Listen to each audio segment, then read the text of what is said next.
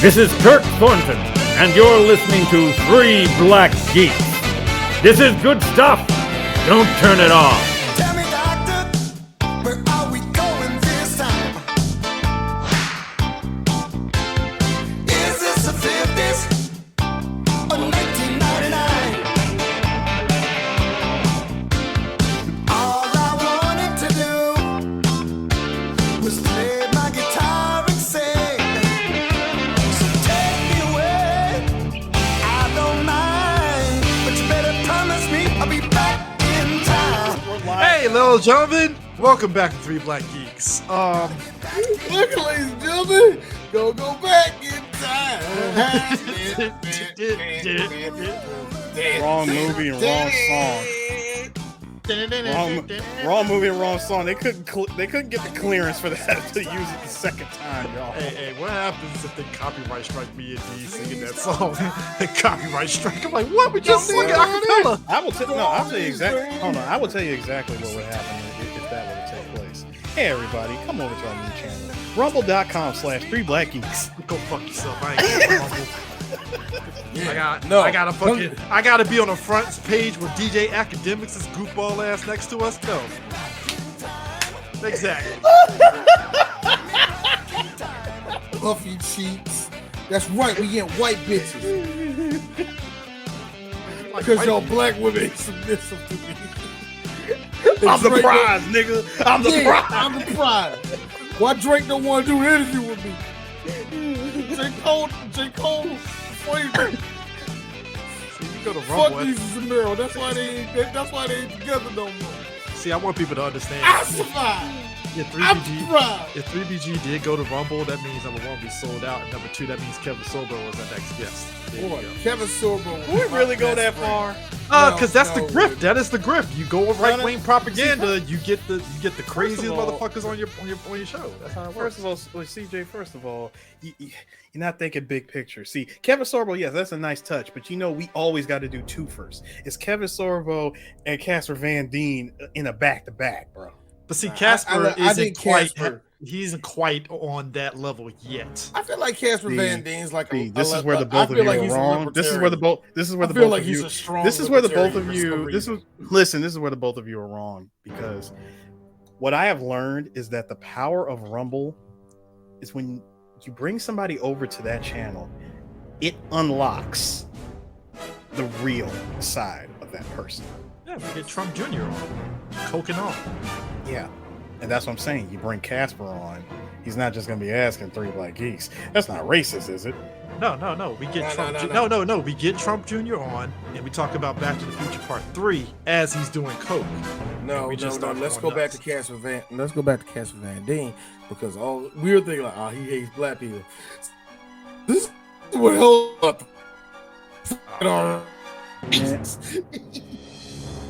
And you cut out the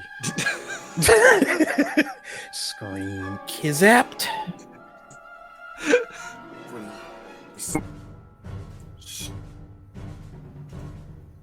his internet is Every like single shot. motherfucking show. It's like capped. Anyways, guys, today we're talking about Back to the Future Part 2. And there he goes. Hold on, D's here in spirit, y'all. Okay, all right, enough clowning around. But Back to the Future Part 2, I gotta ask this, man. I don't understand the fascination of the importance of Marty's fixing his life, because what's interesting about 2 is that Doc, at the end of the first one, as we talked about in the first podcast about the first movie, is we got to go to the future. We got to say something wrong with your kids. And we're like, okay. The fact that they had to go 20 plus years into the future. 20 years in the future. Was it 2016, 2015. 2015. Which, Don't forget, it's a super important year. We go from 85 to 2015. Which was about 7 years ago today. And in and of itself is weird. And in this time frame, you go into 2015 just to prevent his son from getting arrested. I mean, who knew? Who knew that, petty theft was enough to go back. Yeah. I mean, look, I can say this much. It's amazing that these movies, Marty unknowingly kind of fucks Biff's life over a little bit. He fucks a lot of people's life over. No, first of all, Biff's life gets fucked over in all three of these movies. Let's go ahead and establish that right now. Oh yeah. Because I mean, the first, you know what, Chris? Much like Cobra Kai, doesn't really weigh. Isn't really necessary for the Tannen family to get fucked so hard. Because Biff went from, at the beginning of the first movie, being this capitalist corporate dude that was using Marty's dad to do his work for him.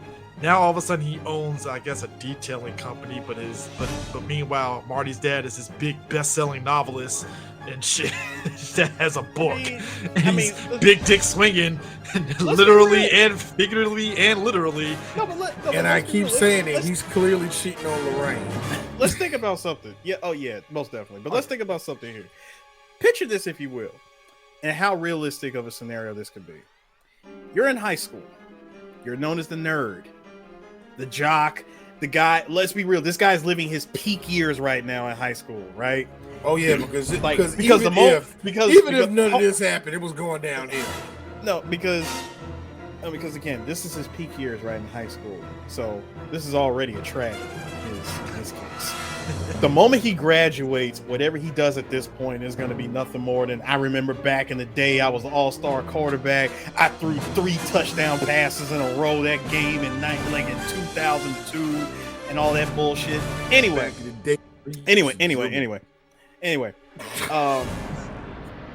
you happen to get into a situation as the nerd, right? And you lay out the jock. You become the most popular kid in your school, all the way up until graduation. You go on in life, you become the fucking CEO, best-selling author, all this good shit, right? But you never forget the guy that made it all possible. You have that jock who is now running a fucking a window tinting company, and you have him outside tinting the windows of your car as you brought in your best-selling book. Mr. McFly, your book came in. Just imagine, how realistic of a scenario is that? Unrealistic a little bit. Now, hold on. How big is your town? That's a good question. Yeah. Okay. All right. Hold on. That's let me create a butterfly flip. Like quick butterfly flip. All right. I go back to the 90s, and I prevent Walmart from coming to Clinton. We're still a small town. Okay, that is pretty small. We're too close to DC. That ain't happening. Yeah. But it is. No. But I'm saying I create a series of events that, number one, it prevents the Walmart from coming to Clinton. Number two, it stops DC from being gentrified. And you should have just said Lexington Park. At least that's a small town right there. First off, Eris, I hate to be this person. I hate to take it to this level. You're going to have to kill a few people. I mean, just straight up murder. Like a few things. Like there's like 2 legislative things that have to happen. Also, somebody got to live a little bit longer in order for that to happen. I mean, if you said not necessarily. If I approached them with an idea, if I approached them with the idea of continuing to upscale Northwest and Southwest and just completely ignore Northeast and Southeast. That's still a lot. All right, look. Remember, you're going back in time, and all it takes is one thing. This is the problem. One thing changes the course of all history. All right, that's the thing, Urs.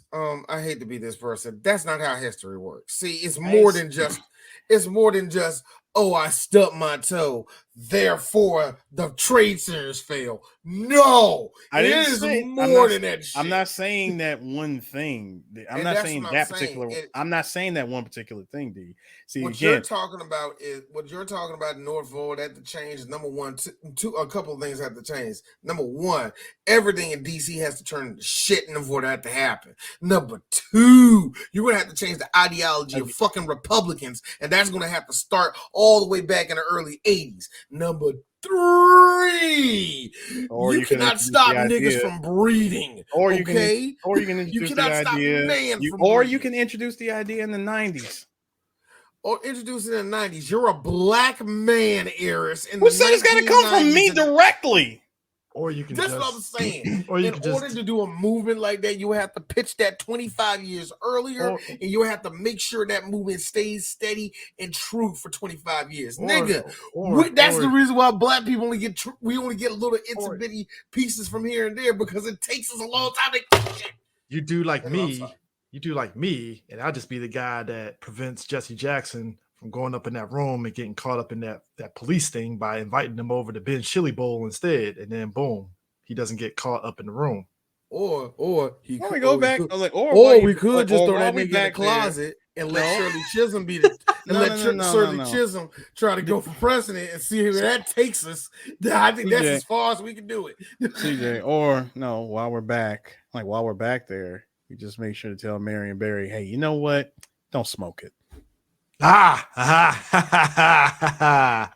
know what? I feel I'm just like, hey, Eris, I'm like, nigga, don't do it. Eris, and see, this is the whole point about Back to the Future, y'all. Now, Eris, I hear what you say. And this is why I say why history doesn't work like that. Because what you probably did was fucking even worse. You do realize when you do move a knight, that does move pawns to go a whole different direction. Yeah. Oh, Harris. Yes. In theory, killing Hitler way early makes sense. But who's to say that somebody else wouldn't have taken his place? Like Vandal Savage. Also, fuck up, Chris. Because real talk, I have a bet on several savages that are living among us, and I have not picked.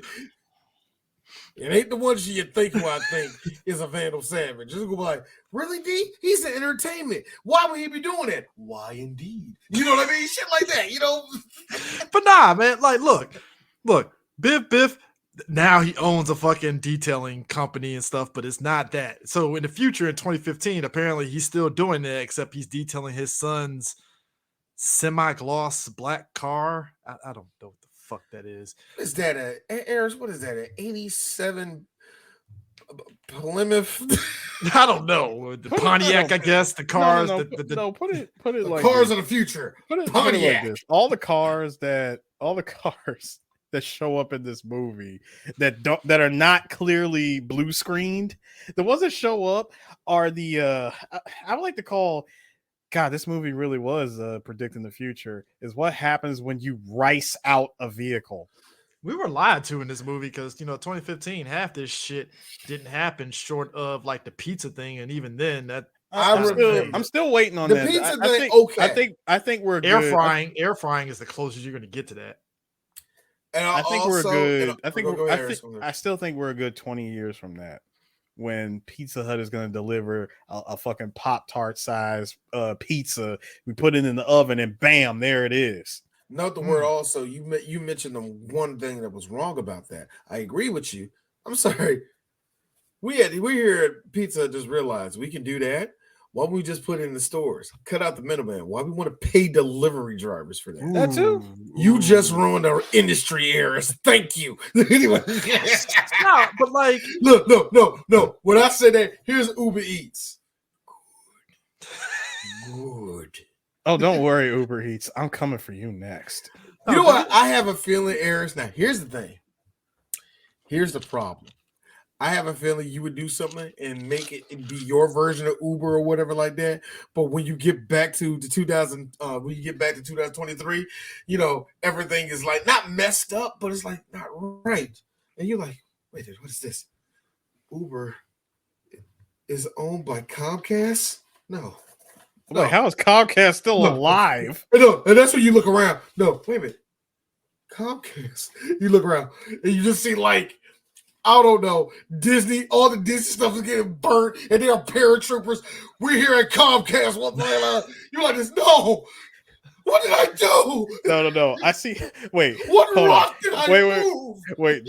I see all the Disney shit get burned. I'm like, oh my god, Disney. Oh, that's not too bad. Like, but look, Disney Vault is gone. No. Here's it. That ain't too bad. This is when it gets to Eris. Why is it you see like a big like some animatronics and the rescuers down under getting set on fire? Here's you.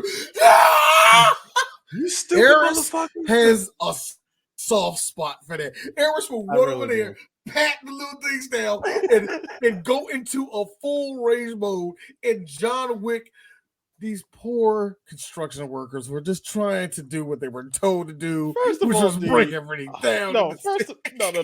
First of all, that would mean that at some point in history, Rescuers and Rescuers Down Under became like the biggest hit of all time in Disney. Because Disney would not dragging shit out the vault. They would never waste the ink on trying to do anything with those movies. True. But you know what Disney would waste?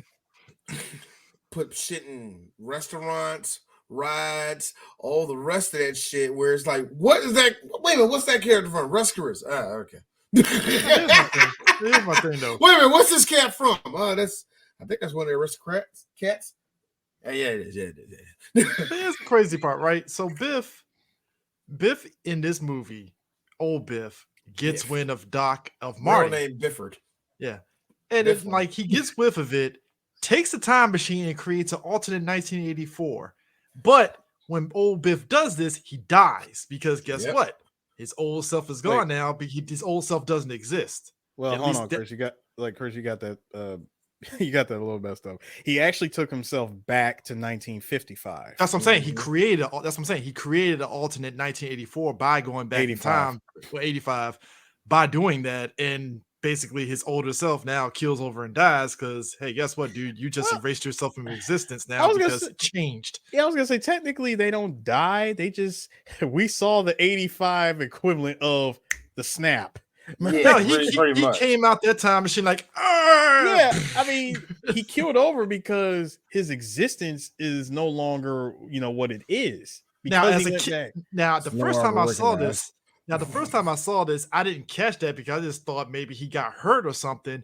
And then, like, I remember watching it as I got older, and I was like, oh, because he doesn't exist. Okay, that makes sense now. Yeah, this version of him doesn't exist in 2015. Yeah, and that's where Doc, I like how Doc breaks it down like, yeah, Biff went back to 1955 and created an alternate 1985, and Biff's version of the alternate 1985 is basically, hey, I have this almanac. I'm the richest person in the world. I control shit in Hill Valley and maybe the United States, possibly. And here's the funny thing. Biff got that idea from Marty. Of course. Yeah, and Doc told Marty, no, dude, you cannot do this, which is weird because I'm like, hey, Doc, Marty. Old Biff was like, wait a minute, that's a good idea. But the thing of it is weird. As much as Doc had every right to kind of get at Marty about that, but I was like, hey, Doc, Marty technically did change time by virtue of his parents kind of being well off. Thank you. That's the picture I was looking for. Yeah, I could have found it. I got it for us. There we go. Yeah. You see, we were in the past, and we went back to 1985. But when we... But here's the thing. For some reason, how much out of breath Doc was through this entire movie. He was always out of breath. Like, but for some reason, when we came back from 2015, we went back to 1985. Only it wasn't our 1985. Like the things that Biff did caused time to skew off course, and this is where we are, the alternate tangent of 1985. But here's now, gentlemen, do you like the fact that this 1985 is not how people would like to assume what an alternate future would be, where where everything is, instead of it being what's that place? Instead of it being cyberpunk, dystopian and all that shit, we just got, what shit looks like today. No, but it's similar to what we were getting. It's amazing how New Jersey all of that looked. But it's similar to what movies in like the late 80s going into the 90s was doing when they were plotting out what the future was going to be like, because there was this movie called Class of 1995, and the future was pretty much like Biff Tannen's future and stuff, right? And it's weird because I'm like, so the future is basically piece of shit Los Angeles with Sons of Anarchy bikers going around. That okay, sure, got you. You know, I like how for white people, besides skinheads and Klan members, bikers are the worst people in the world. Yeah, I love that. I mean, look. Yeah, it's a movie called Harley Davidson, the Marlboro Man. Same type of future where it's like evil bikers, and I'm like, that's what we got, evil bikers. There's also a porno theater on every corner. Exactly. They're pretty much the 7-Elevens. You know, and you know what? I find it amazing though for Biff, but look, really, when you look at what Biff Tannen's whole thing is, it is a Republican's wet dream. Oh yeah, it is. I mean, number one, Republican and Red Pillar's wet dream. I mean, oh my god, I mean, this nigga pretty much. Luckiest man over earth. That is the most whitest fucking looking face ever. Just like, ha. How about the fact that the state is likely to start a payroll tax in 1960? Whoa! Really? I don't like this at all. As a member of Los Angeles, I don't like. Nah, but you know what's interesting too is that everything looks like Donald Trump's. I could have did that. Actually, I feel like that's how Trump Tower looked at one point in Jersey. Like you could not tell me that the Taj Mahal one day let bikers just have way in there, and then Donald Trump, because he wanted to look good in front of his friends, he kicked them all out. Or that's how Donald Trump always was until he started sucking dick for to be a president. That shit. Or how up until a couple of years ago he was mostly a Democrat. Well, yeah, that was Chris. That's up until he started running. Democrat out of convenience. To be fair, yeah. Hey Chris, I want to be real with you. Most Democrat celebrities are like that. Don't do that. Most of our favorite Democrats on television, convenience. They were there because Hillary was their friend. Yep. I mean, but let's be real.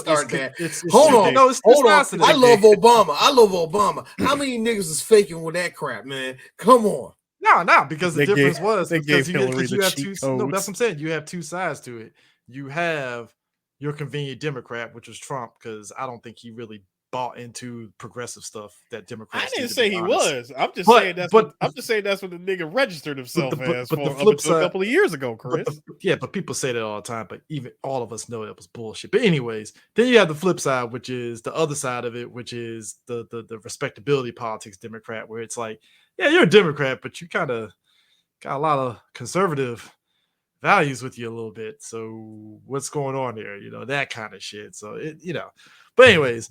But it's what's weird is we talked about that, about the whole thing with time travel and how it really is. It's kind of weird that what Biff did, it's kind of the equivalent of, oh, so you just created a new time period now, because you can't go and change, you can't go back in the past to change your present future according to legit time travel. So all Biff really did was he created another branching timeline, essentially, where he's rich. Yeah. Which is interesting in and of itself. But again, this is the other type of time travel that we see in movies, where it's just basically you go in the past, you change your future kind of thing, butterfly effect, that kind of shit. So the butterfly effect being that fucking almanac, which I'm like, the fact that old Biff sat there and just that scene alone of Marty looking at that conversation between them talking and he's predicting everything else, like, that would be a pretty dope book. Yeah, that's actually a pretty dope. I have to think that was a lot of green screen on that, which was pretty good. Still holds up. Not necessarily. I mean, well, it's more so split. I believe it's framing. It's really just framing, because you can frame it by having by shooting one master shot, and you just have the actor on one side and have the actor in different clothes on the other side, and they just have them read their lines to each other and then just sync it up in post. Yeah. The biggest thing about this movie, though, original actress that played Jennifer in the first movie, gone. Now it's Elizabeth Shue as Jennifer, which yeah, that happened, and Jennifer just gets kind of thrown to the wayside. I'm starting to think that had they kept the original actress who played Jennifer from the first movie, if they kept her and she stayed on for the second, she probably would have had a lot more involvement in the movie. Yeah, I mean, apparently the original actress turned it down because she had some family issues. So they was like, all right, let's get another actress in there, and they end up and that's why they ended up reshooting that ending from the first movie with Elizabeth Shue as Jennifer instead. So it's like, oh, okay, cool. So we're just picking up, which I'm not gonna say you lost anything by recasting, to be honest with you. Did you like Did you like the take 43 that they went through for Doc when he comes in and says, "You gotta come back with me"? Like, what do you mean, Back to the Future? Well, what happens to us in the future? Do we become do we become assholes or something? Worse. Doc, hold on, no, Doc legit pause. Doc legit pause, looked off to the side and says, "Oh no, you guys actually turn out fine. It's your kids." Which it's that awkward pregnant pause. Now, I will say this movie did a good job of predicting one thing, though. So the time machine runs off of Mr. Fusion. Mr. Fusion, which is basically something garbage. Garbage, which technically we kind of do have vehicles that can run off of like old ass cooking oil, and it's kind of equivalent a little bit ish. But yeah, we have so many ways of renewing garbage and all the rest of that shit. The problem that we really have is recycling burnable trash. That too, and also we want to recycle a lot of this, and that's what's pumping a lot of the C2 up into the fucking atmosphere. And so I mean, then you add in, some of these politicians that don't believe in cold fusion because fuck progressive-ness and environment. Here's the funny thing. There's a shot. There's a thing I put in there. There's a shot that they had of Biff where he owns a nuclear power plant. Now, here's the funny thing. This was during the time where Chernobyl fucking happened. So nuclear power was the worst thing in the world. We're looking at it now and how nuclear power has been handled in the since Chernobyl. It's like, why not we doing this to the rest of the country? Like what? Oh, people ain't gonna make money. Okay, cool. Got it. Corporate greed.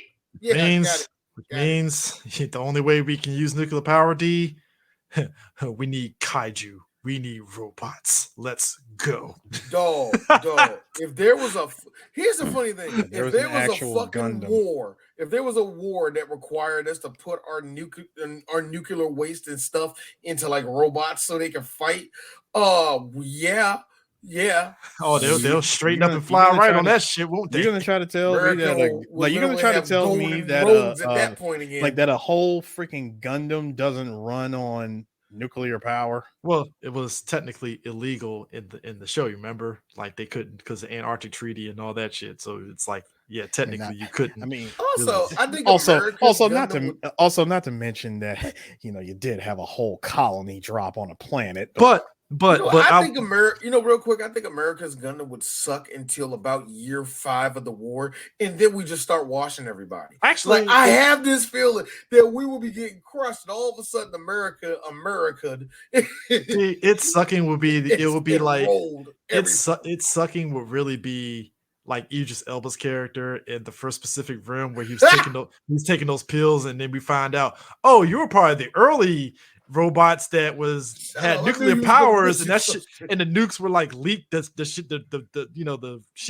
reactor was leaking and shit, and he kind of got nuclear poisoning and shit. That's us in America, like, shit. Well, got nuclear poisoning, huh? Here's some pills, dog. Sorry. Hey man, look, don't worry. Charlie Hunnam gonna change the game when he show up in like 4 years, and we will. Anyway.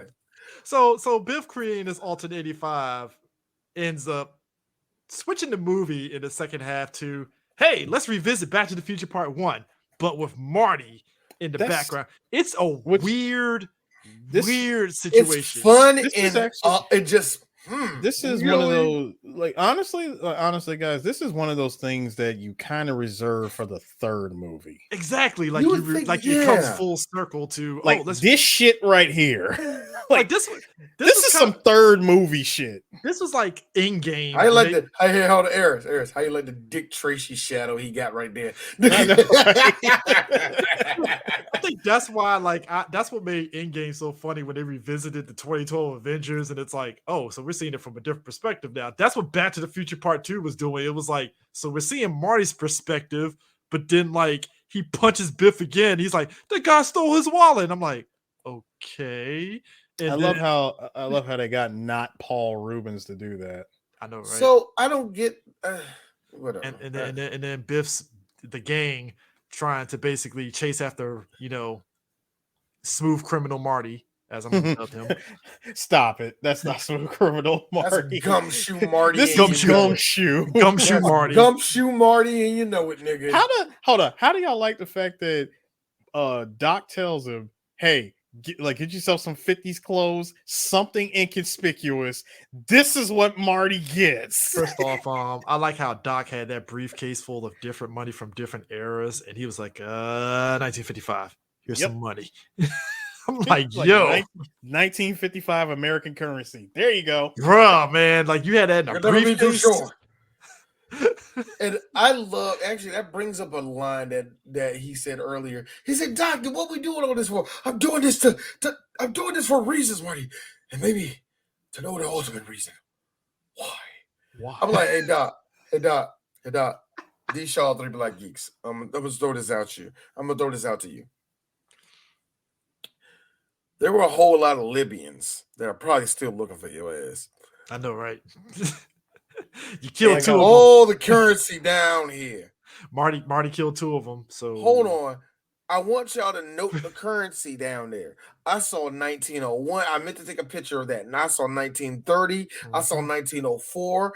And I was thinking to myself, hey, D, your theory was right.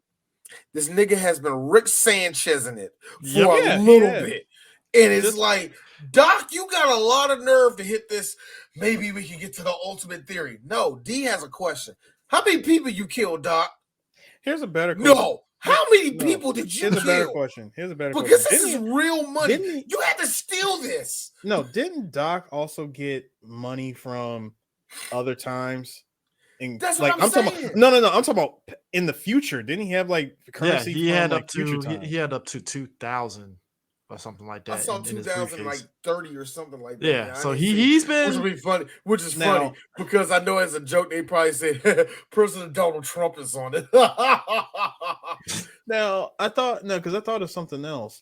At the end of the first movie, when Doc takes Marty home and he says, so where are you going now? He says, I'm gonna go about 30 years. It's a nice round number. I then thought to myself, Doc, you didn't just go to 2015 and back. You went to other time periods and then came back. Because let's be real. That's how he got the Mr. Fusion thing. No, because let's be real. This is what Marty was talking about in the at the end of the first movie, which was, wait a minute, I got all the time in the world. I got a time machine.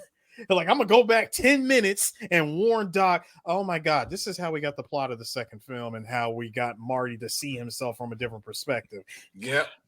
And I mean, also, just real talk, Doc got a lot of nerve with me because in order for you to have the money, because I saw the price tag of that shit, that's $30,000. Now, I'm not saying that he didn't have $30,000 on him when he got his shit on converted and all that.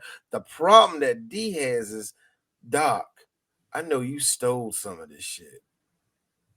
I know your track record. You want to know why? Because your house just didn't blow up and burn up in mysterious fashion, my nigga. I'm just saying. Your very, very Russian wife just didn't die mysteriously. No, I think it's this. I mean, did you like how he went to the future and invested in the whole prosthetic surgery thing, which changed his face up and made him look younger? Yeah, he just basically did the face peel thing that we have today, where you just. He said, "See when he did that? How do I look? Here's me. I gotta be very honest with you, Doc. I'm sorry, Christopher Lloyd. You always look like you were 60 years old. So I don't know. If you watch the recent episode of Mandalorian, he's old as fuck. That nigga is. I'm sorry. I love Christopher Lloyd. He's 150, ain't he? Yeah. I'm sorry. He look. Love you to death, Chris. You look ghoulish. I'm sorry. Hey, look. But he's still pulling it off with old man with a shotgun and nobody. Need this nigga. I need Christopher Lloyd to show up. Hello. Look, all I'm saying is, every time I see, we got to get him doing some spooky role, and it has to be comedy. Before he leaves us, we got to give him some material. All right? No, because the thing is, it's like, every time I see him and Michael J. Fox at a convention nowadays, I'm like, God, you motherfuckers are old. Holy shit, man. Man, look, man. Michael has been fist fighting with motherfucking Parkinson's.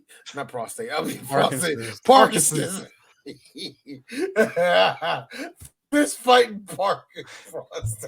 Jesus. I'm shaking. I'm shaking to that shit. Stop! What? Stop. That is way too fucking easy. Stop. Both of y'all ought to be ashamed of yourselves. How am I ashamed? I ain't making no fun of him.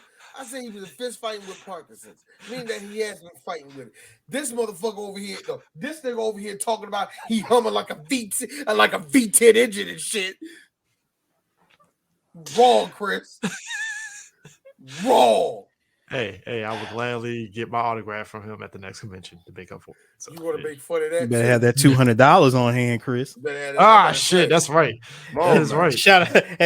No shout outs to Awesome Con on that one. I'm just saying, man. If you want to say hi to the Fox, Spin City, baby. Spin City, bitch. Teen Wolf, nigga. Doc Holliday. Growing pains, bitch. That Doc Hollywood. Doc Hollywood, sir. Doc Hollywood, nigga. Frighteners, nigga. Frighteners, thank you. Frighteners, my nigga. Tom Wilson was in that movie too. But we get to be Wolf, bitch. But we have to talk about this though. So the biggest thing about this movie that came Boyish Charm about, I had Boyish Charm until I was 45, and then all of a sudden y'all realize that I've been literally forcing myself not to shake on Spin City, and all of a sudden, oh my god! So do you want money, Michael? Yes, I want y'all money. But like the biggest thing that came out this movie that popped up many years later because capitalism. The fucking Nike shoes. Look, this whole movie, nigga. Can we? But it's the Nike shoes, it's the jacket, it's the hat, and it's the hoverboard. Again, Chris, this whole made by movie, Mattel, by the way. This whole movie's product placement, nigga. No, but I'm just talking about in terms of it translating into real life and their capitalizing off it. Yes, product placement. Look, here's the funny thing. The one thing I will say this, and we mention this all the time. You seen advertisement. Y'all ain't seen 80s and 90s advertisement, nigga. And you saw it all through this movie. It was just dripping. Sony loves doing that. Sony Columbia loves doing that to all their movies, yeah. Mm-hmm. Go ahead, sir. The thing I wanted to point out the most about the shoes, the Marty McFlys, the Nike mags, if you will. Mm-hmm. In the movie, the laces, that was all, from the special effects department, because the fact that they strapped in that damn fast was, that was crazy, right? It was nice. And look, definitely nice. They had a jacket that air dried. Yeah, jacket that air dries. We're getting close to that, actually. I think we're really getting close. No, not just that. It's a jacket that air dries and self-adjusts to your size. Mm-hmm. Okay. I think we're closer to the air drying than the self-adjusting, but we got heated vests. That's what I'm saying. We already got heated vests. Yeah, you're right. So, so with all with all of that, like with the shoes, but with the shoes in particular, the Nike mags. Everybody, we have been wanting those shoes for decades, and it wasn't up until around that 2015 time period where Nike did actually release those shoes. But it was through a charity contest sort of thing. And for the individuals that did get it, did you think that they actually kept them? No, they flipped them for a shitload of money. $32,000 and shit. Yeah, they're going for anywhere from 15 to 30 grand for the Nike Mags. But they don't even look the same as the movies. That's the they weird don't part. look the same, and that's why I stopped immediately. There were like two different versions of the Marty McFlys. Like there was like an official one that you were able to buy, but it wasn't the same. And the ones that they actually did make that using the technology that we have currently to make them as close to the movie as possible. Even when they self-lace, they take a minute to self-lace. To be honest, if you want to get something close to that, just invest in Nike Adapts. Like Nike Adapt sneakers, whether the Jordan 11 Adapts or any of the other Nike Adapt sneakers that self-lace, they do it in a much faster time. And to be honest with you, they look better. Or just get the licensed ones that you can buy for a Halloween costume, and that's as close as you're going to get. Oh, and yeah, you know what? The shit off of Wish.com. But no, it's you can get it on Amazon. I gotta be honest with you, I'd rather wear that shit than the mags. At least they look screen accurate. No, I get that, but fuck it. If I want to get some self-lacing shit for real, I will drop the money and get the Jordan 11 Adapts. I'll be fucking lazy motherfuckers. I don't need no goddamn self-lace. That time I goddamn shoes. I mean, they're dope. Like an adult. They're dope. I was gonna say that's dope as shit, nigga. We are in the time period now where all the futuristic shit that we watched in the 80s and 90s is supposed to be here today. And damn it, this is the closest I'm gonna get with sneakers. I don't have a flying car, so fuck you. All right. Well, look, where they at, Chris? Where they at? That's what I'm saying. I'm complaining. We don't have no flying cars, so we ain't in the goddamn future. That shit ain't gonna happen. Okay. That was first lied to us with the damn Jetsons. Okay, let that go. First off, look. Now we need to talk about this. And that was 2002. If we're gonna talk about anything, first off, look at the makeup that they put on Leah. Look what they did there. Look what they did. Anyway, second of all, but I like how number one, Pizza Hut didn't really change their logo from the 80s, and they look like that. Number two, Pizza Hut is still in business. Who knew? But then again, Pizza Hut's still in business now, so 50 wings. They put food on the table. And who know, man? Hey, listen. I was all in it for the Wing Street shit. Yeah. Now here's the thing. Black and Decker hydrator, so it's a hydrator. Here's the problem I have with it. What D? It's a Black and Decker. Black and Decker. I don't trust that shit. Black and Decker. That shit. The fact that this shit is not from Phillips concerns me. Am I the only one? Thank you, Eris. No, back up for a second. Am I the only one that questions a company that's good at making tools giving me a fucking kitchen appliance? No, I don't believe you. Hydrator though. Stick to what you know. You make drills and power tools. I don't need you making kitchen appliances. Hold on. All right. D has to specify. You make shitty drills and shitty power tools. That's what you do, Black and Decker. Okay. The Duster was the height of y'all shit. Hold on. This is one thing that there's one thing this movie definitely didn't predict. Collaborations with companies. This shit should have said Black and Decker, Black and Decker with GE. Actually, I'm surprised it ain't. Look, if this shit ain't GE, Kim Moore, and you know what? I don't think they belong in the kitchen, but I trust them in the kitchen. Dyson. I don't trust Black and Decker in the kitchen. I'm sorry. Who makes that good shit? Beach. The Beach people. God. Hamilton Beach. Yeah, Hamilton Beach. Yeah, if it ain't them, I don't trust them either, nigga. But that being hell, Oster. Pizza. No. Now, here's the thing. Pizza looks good. It looks standard Pizza Hut. The hoverboards. I don't know. The hoverboards, we technically do have hoverboards. They got the water versions, which kind of technically do hover over the water. And then you got the other ones. You just gotta be real. Hover technology, jetpacks. We knew we were decades away from this shit. We knew we could do it. Technology one day like that. I mean, right now it hasn't been refined yet. I mean, right now we're at a point to where you can actually legit make a John Wick suit that's bulletproof. Right? That's a thing that can actually happen. It's a lot of resources to get the fucking things aligned in the suit, but you can make it happen, right? Mm-hmm. We're still a ways away from having an Iron Man suit. we've seen people try to fumble around building it, but it being a feasible thing that you can build, we're still some years away from that, right? And we're decades away from the nanotechnology. Yeah, I mean, we have that. I was going to say we're closer to nanotech than having a suit. Yeah. I think we got nanotech. We ain't gonna get a suit. No suit with nanotech. No, that's what I'm talking about. That's what I'm talking about. I'm talking about the nanotech suits. Oh no, here's the funny thing. Here's the funny thing. As much as I think America is getting washed in the tech game, you do realize it ain't just us trying to come up with a new shit. That's why I'm saying the nanotechnology, that's way closer than what we think it is. Now, are we close to getting the riding suit from Metal Gear 4? Probably. You know what? Probably. I feel that here's the funny thing. Now, of all prosthetics are ramping up even better than, and that's why I said that. Now, that being said, America got the game on that one. I think America and like America, I think they got that. Was like this. He's like, what do you mean we ain't got this? Like, nah, I don't know the good shit. I mean, look, hey nigga, throw that football. Woo! I know, right? We're at a point now where it's like, hate to say it, I feel military veterans are like guinea pigs for shit like this because like they always have been, Chris. I hate to be that person when it comes to history.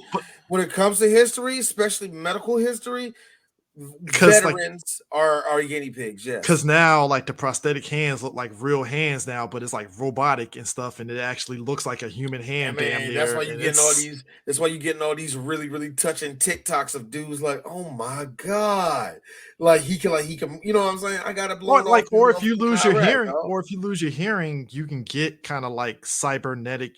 Like it's definitely different than actually hearing. But you can hear. It's just gonna be very. Or you get like Chris, a very sensitive inner earpiece, which like boom, it brings your hearing back. Here's the funny thing, Chris. We like this, and they got something for your eyesight. All of a sudden, Stevie Wonder, hey man, look, shut the fuck up, man. They don't need to hear about that. Shut up. They don't need to know. First off, sir, Stevie Wonder ain't blind. All right, that's what I'm saying. That's why you trying to shut him up. Don't tell him like that. Look, no, we still behind in the technology. No. People can't see. Shut the fuck up. I don't want anybody saying, well, Chris, nobody's telling him about his hair. That's a ruse because Stevie wants people to make it seem as though he doesn't know anything about his hair. Eris, it's a South Park episode. You know who don't want to let them know? Ray-Ban, Oakley. I can't think of all the eyeglasses company. They don't want the truth to come out. Look. Us Steve, I got shot, nigga. Us Stevie fans, we know he can see because we pull up that video of him picking up that mic stand when it was falling down and giving it to Paul McCartney, and everybody's like, "How the fuck did Stevie know it was gonna fall down?" Now, real talk, y'all. Real talk. It's mainly because. First off, he's a Hokage, so he is blind. But shut the fuck up. Here's the thing. Yo, Stevie was smooth with that shit. Gave it to Paul, and Paul was like, "I like how." Look, here's the thing. Let's just put this in perspective, Chris. We are saying, how did a blind man who can play multiple instruments just know that shit? Did you not just see? Did you not just hear? Sir Duke, what the hell is this? Very simple answer. Because much like when Neo got blinded, he could still see. Yes, you can see electricity. My man sees in code. Neo was fucking with Trinity, young. That was so fucked up. He was fucking with Trinity. I know exactly where I'm at, babe. Oh, you got stabbed. No. It's not good, Keanu Reeves. Y'all. That was the best take that we could use. Did y'all love how Marty? Look, Harris, right there, where you doing all that? Carrie Ann Moss sitting in the movie theater, pissed off. That's the one they chose. That's the one. Look, she looking down for the editor. Throw something at the editor. You know that happens, actually, y'all. Yeah. I hear that editors, if they're sitting in a room where they're viewing a movie, somebody throws somebody in the back of their head every now and then. What you're saying is Vin Diesel threw somebody at somebody's head when they saw The Rock when he saw The Rock pull the fucking minigun off in Fast 7, and he was like, "Fuck, let that shit in the goddamn movie." We're going to get look, Chris. We're going to get into the Fast series when we get there, but I'm just letting you know. I don't want to know the fights from Fast 6 onward that happened in that whole thing, because I think Vince has been fighting people hard technically since Fast 4. So I just feel like the fighting didn't start. Like Chris, I feel that the fighting didn't start until the 6th one. And it had nothing to do about Dwayne until Sir. Fast 5 is when it started because Vin got pissed off. Everybody says The Rock is franchise Viagra. That's where it started. Yeah, you're right. Yeah, that's where it started. Speaking of starting, you know what, Chris, you're going to be great for our retrospective of that, because you know the history. I forgot all about that. That this is why, like I said, if you are a film critic with me and you say any corny shit like that, I'm throwing a bag of popcorn at you, nigga. Like, yo. Speaking of which, did y'all love how future Marty, is showing these kids? Present day Marty. Yeah, present day Marty is showing these kids how to play a light gun game, and they're like, "Ew, you got to use your hands." You got to use your hands. It's like a baby's toy. First of all, that was still the no, it wasn't the zapper, but yeah, it was the actual gun from Wild Gunman. All I'm saying is Wild Gunman arcade. Okay. All right. As a father of three, if you got crack shot, you were the shit. I'm gonna tell you this: as a father of 3 Zoomers, I can tell you this. This is actually how that would have went in real life. Yo, that's a gun. Yo, let me see that. Kids freak out like, yo, look, it's like a real gun. Yo, they freak out over that crap. Like, yeah, let me see. Oh, so that's how it works. Kids love video games. If it's a good game. That's why I keep telling people video games are timeless. If it's good in 87, it's going to be good now. Okay. Let me tell you something. Show your kids the zapper, the one that we got, and the original before the changes. Oh yeah, they know how that shit saying look. Is they know how that shit look. Look. We as a person that is a veteran of the Time Crisis series. D's right. A good shooter light gun game will get anybody of any age. I was playing over at a little fake don't they got called little fake Sky Zone they got down the street from us, right? Mm-hmm. We was up in that motherfucker and we was playing like you said, we was playing not Lethal Forces, Jesus, Time Crisis. I'm teaching my nephews and my sons how to play that joke. We like, bah, bah, bah, bah. I'm like, duck, bah, bah, bah. Like, nah. Like, I'm told how to put the pedal down, all that shit, right? I leave. I give these niggas $20. I leave, right? I come back. They crushing this shit. I'm saying, I hate how the 80s did that to the future kids. Like, this is old man. This ain't new. You got to use your hands. I'm like, so what are you doing with video games now? Well, they're doing the Oculus now. Like, ooh. You see, I like how people, when they do Oculus, they make it seem that all you do is just this, and no real action to it. It's just like, play Beat Saber. I know, right? Nigga, Beat Saber says hi. Son. I play Beat Saber on that joint, right? Of the my bitch ass over here. Oh man, easy. Hold on though. So Marty does that, right? What got me too is that he's also, as he did in the last movie, standing up to Biff. But future Biff apparently but future Biff, his grandson, got an upgrades because Marty punches him in the chest and all of a sudden he just gets bigger. And I'm like, the fuck was the hell? He said he got a couple of strings. What did he say? He got some implants. Yeah. Which I'm like, why? Who was the doctor that said give him the rage roids? This is almost like the same doctor that said, I'm gonna take a notorious drug dealer and killer, and I'm gonna make RoboCop 2 with him. I will forever feel that is very. I didn't say it in the episode that we did it. That feels very that feels very America though, right?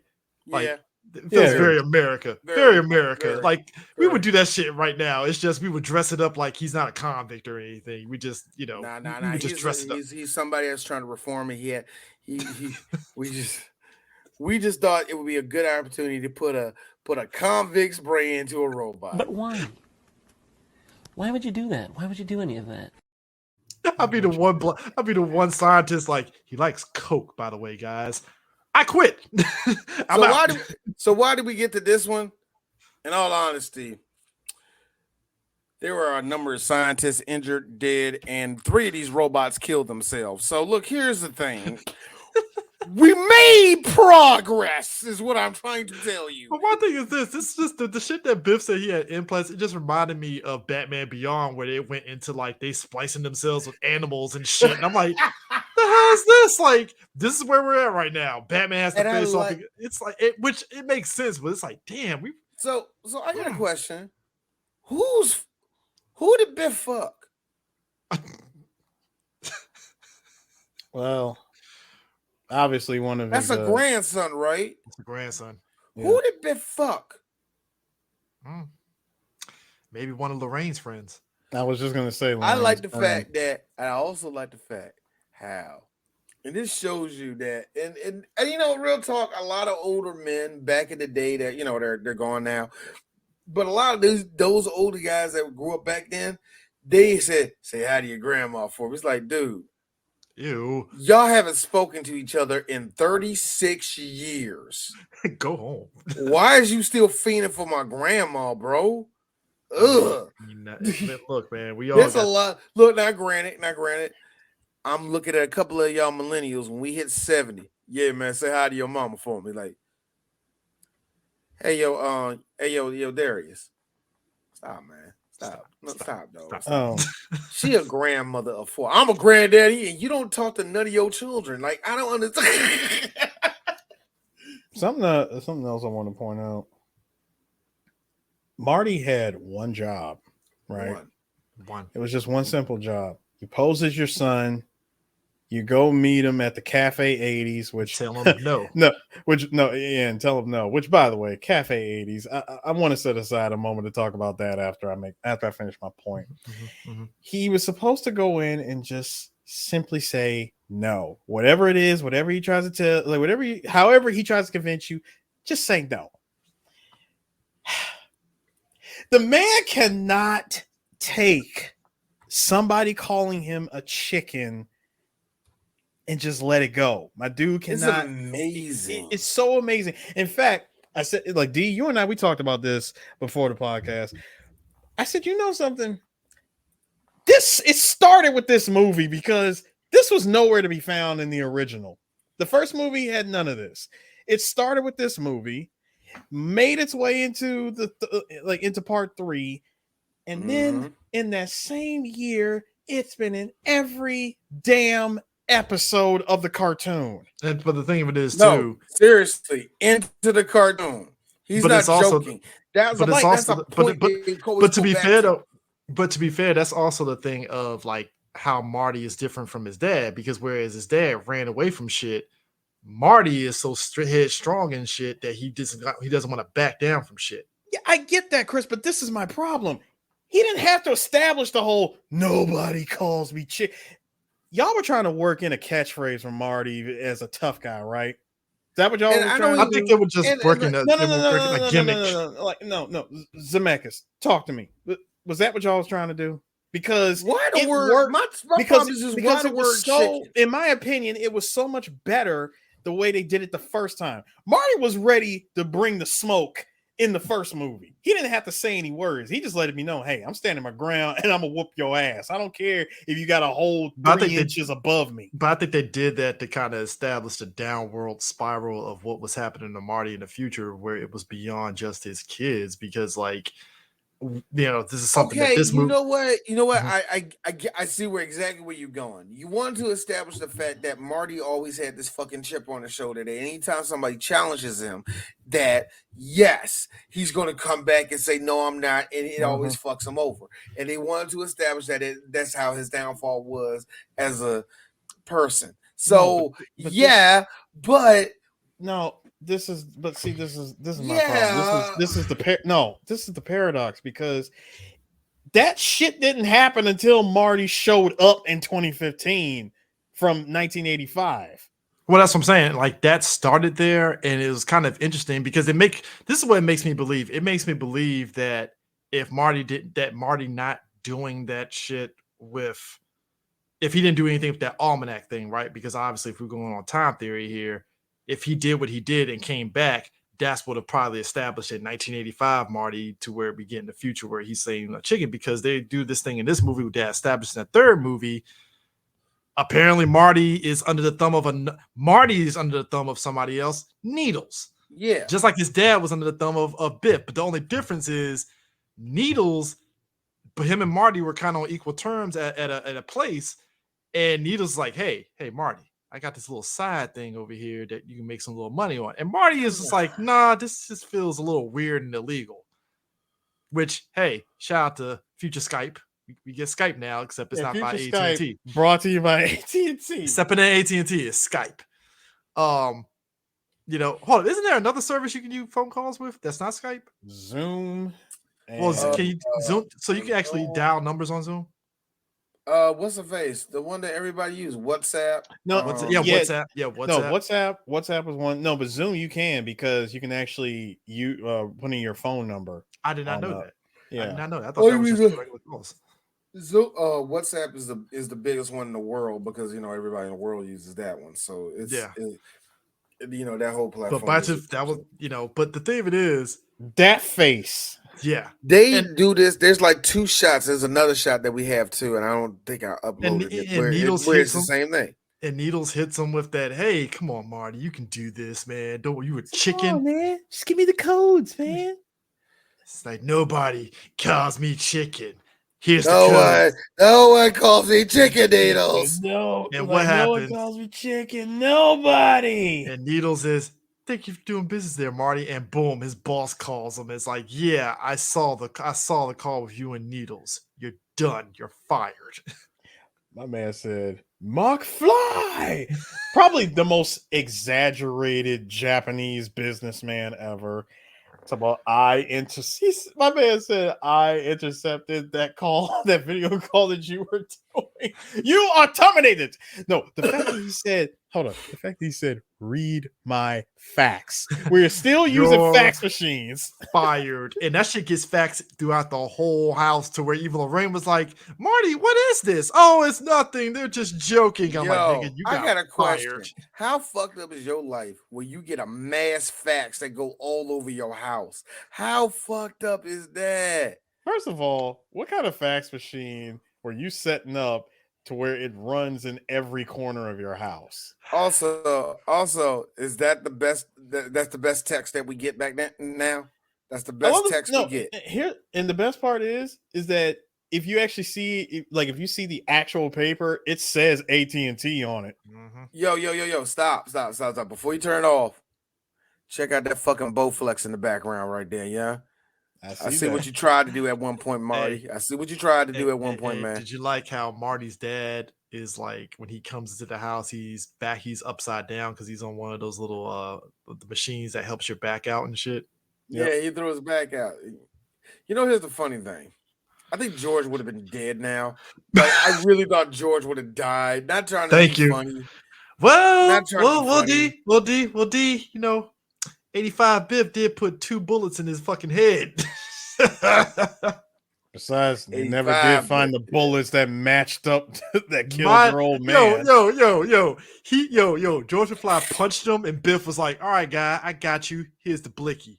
Bap, bap. And I'm like, God damn. I like how this nigga didn't know. Hold on. Here's my thing that gets me. Here's just D's viewpoint of the world.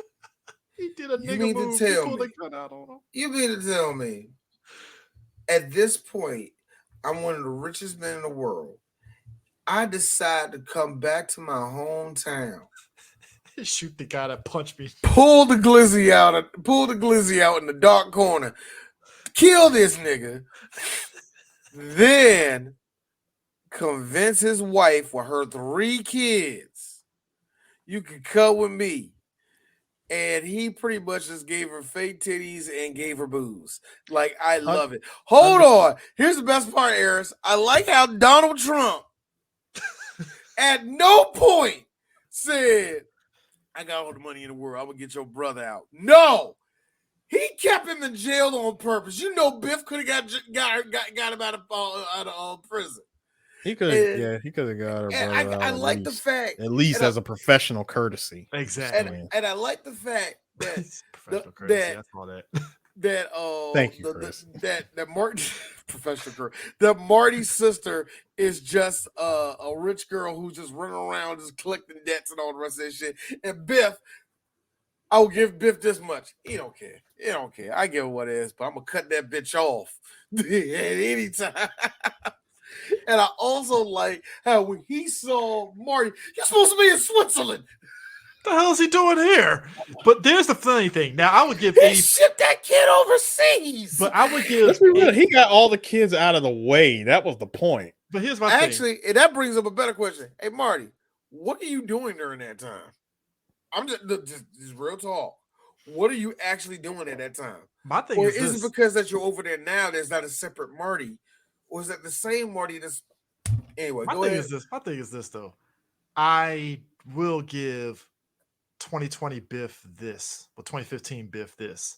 He was smart enough to cover young Biff's ass and telling them about Doc Brown, Marty, and all that shit. Pretty much anyone. It was actually anyone who ever questioned him about where he got the book. But that's the thing, though, because most movies would have been a plot hole, and Marty would have like got over on future Biff and got the book back. But the fact that the old Biff was like, "Hey, some old guy and some kid," and it, like you said, anybody else is going to ask those questions, and if that's what made it so cool, though, because he actually was like, he said, "I want to talk to you." Biff like, about what? He said, the Sports Almanac.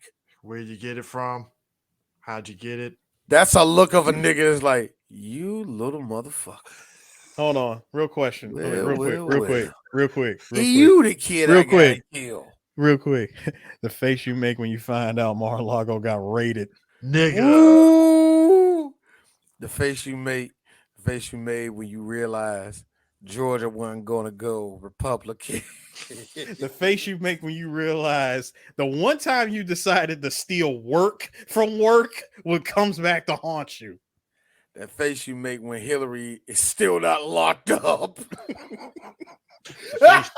the face you make when they had the cuffs out for you. I'm sorry, folks. The face you make when Melania says, "Donald, come upstairs and make love to me." Hey, we seen that nigga naked. Ew. No. Ew. Now I gotta be real with you. Who got the bigger dick, Trump or Biff? Come on. Look. D. I need y'all to see my face. But D, let's be real. No, I'm gonna no. It's really First of all, Dwayne, you need to understand something. Are you really gonna ask the question for a man who is spray tan orange and has a hand that's no bigger than this damn mouse? But D. Also, There's a difference between asking who is bigger is like asking, well, one has 4 inches and one has 3 inches. Is there really much of a difference? Also, just be honest with you.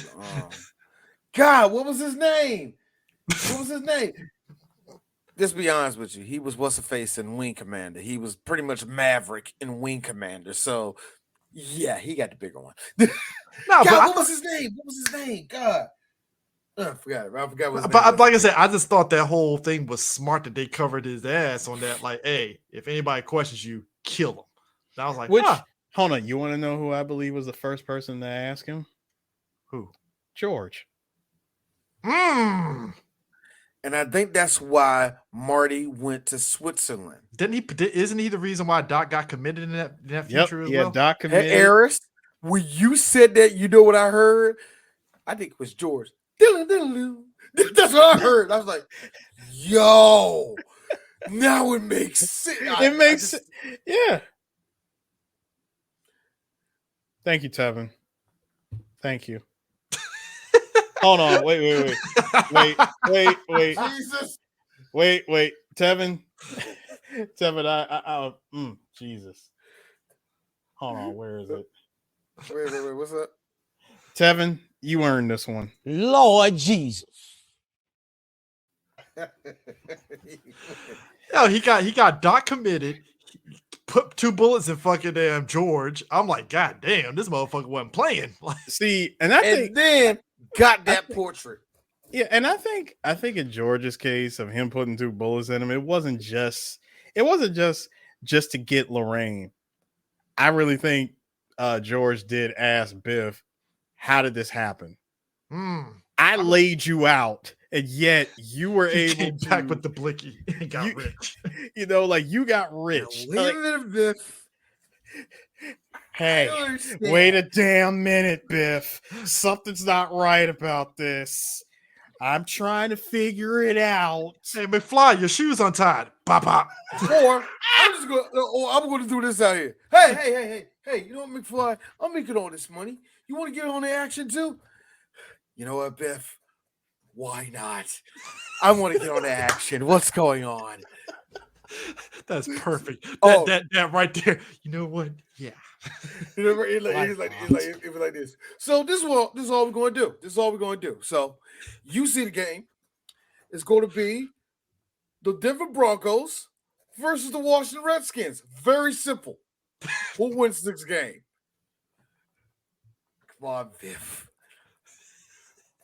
John Elway's the greatest quarterback in the world.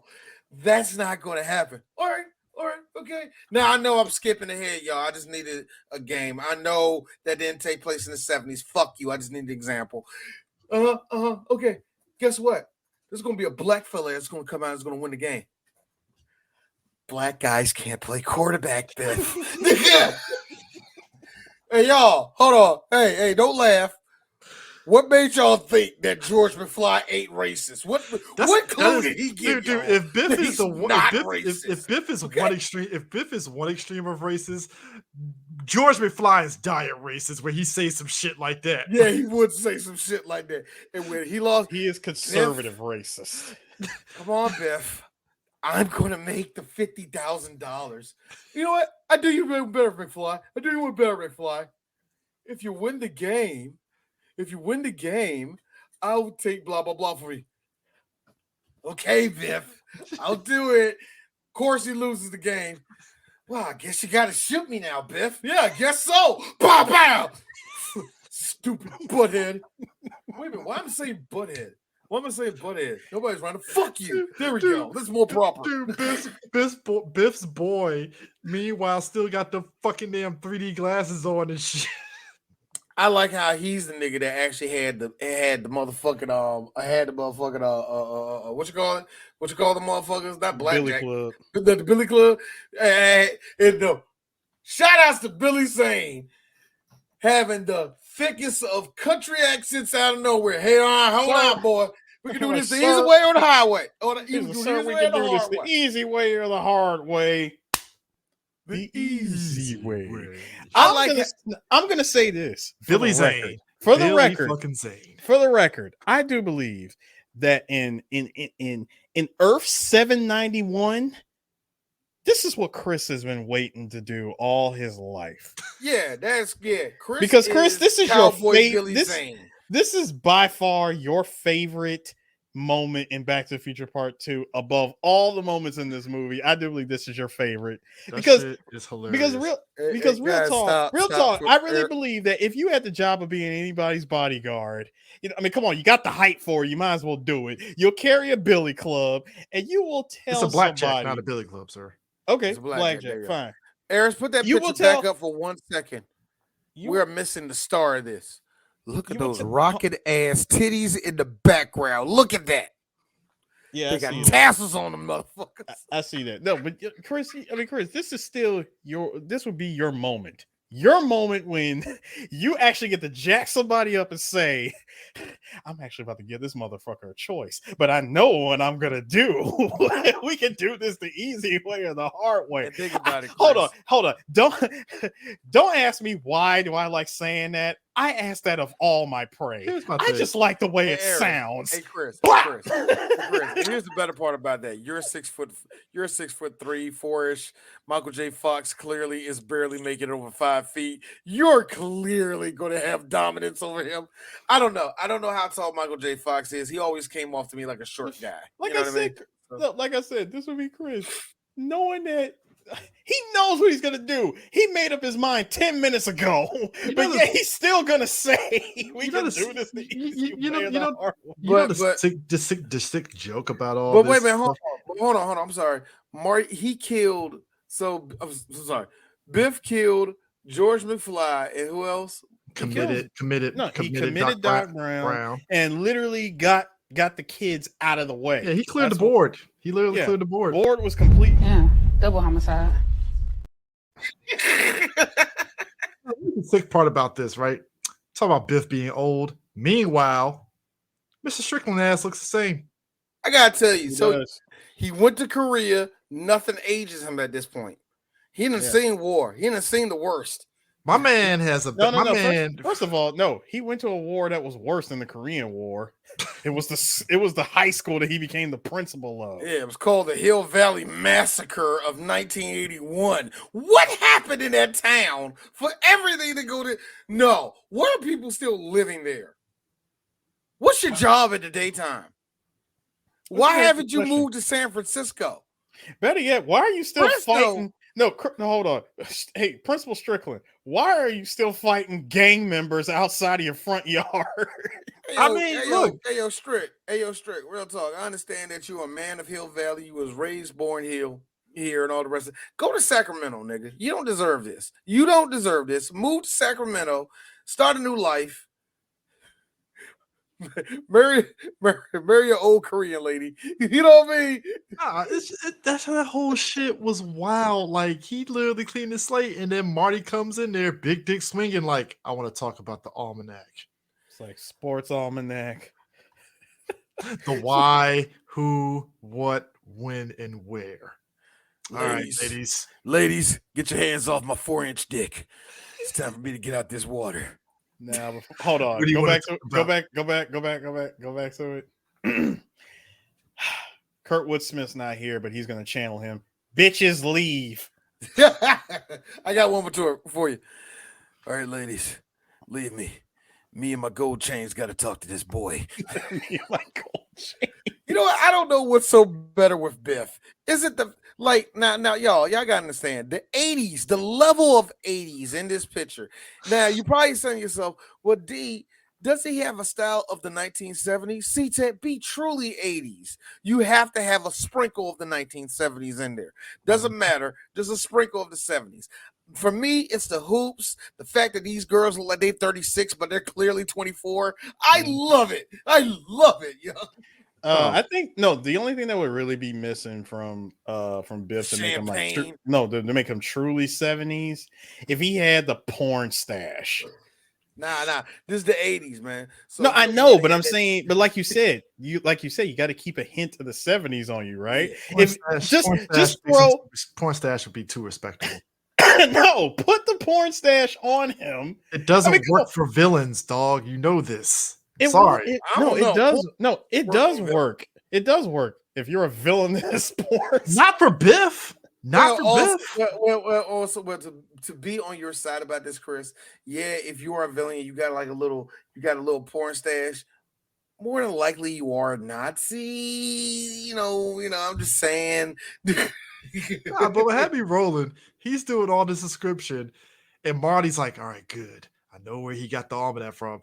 All of a sudden, Biff pulls out that blicky, and I'm like, "Yeah, Marty, you made a huge error right here." You know what? He pulled out the same. I love that line. Killed George, and I love that line. I never thought it would be you. Like I get that.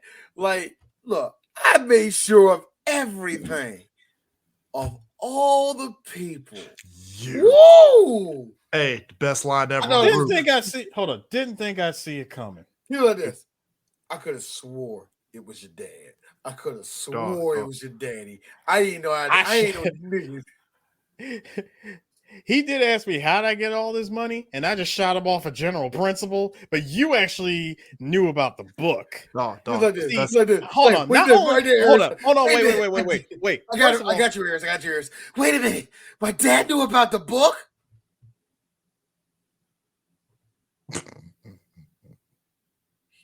He didn't? He didn't know about the book? Hey. First of all, I'm shooting you not just because you know about the book. You interrupted me watching Clint, like watching The Good, the Bad, the Ugly. I got these chicks and I'm paying by the hour to entertain me with. You mean the For, the Shadow, and the Ing? Yeah. Okay, And like, you interrupted this. I'm not. No. You know what the lie was for me in that era? Eris, you know what the lie was for me though? Bulletproof vest. I'm like, you don't know, do you, Biff? He doesn't know. The funny thing about this is, what I loved about this though, I like how Marty on the roof, where he said, "What if I don't jump?" Lead poisoning. Again, 2 McFlies with the same gun. I'm sorry, you pulled out a 22. Hey man, does the job. Oh, it does the job, nigga. Oh, it does the job. That being said, if there's one thing I can say, the direction may seem wonky, but the cinematography in this movie was fucking excellent.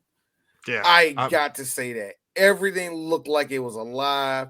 Every shot kind of had a purpose. So I loved. I gotta say, man, the cinematography in this was nice. I also wanted to point out that before he went through the plan of murdering George McFly, he made sure that he owned the police first. I own the police, Marty.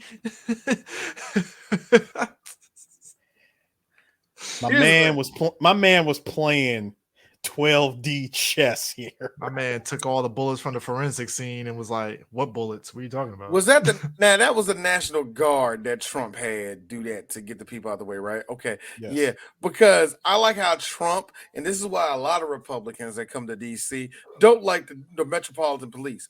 Oh, they're racist to black people. Don't worry. They're still cops, y'all. But I like how the DC cops always look all the time.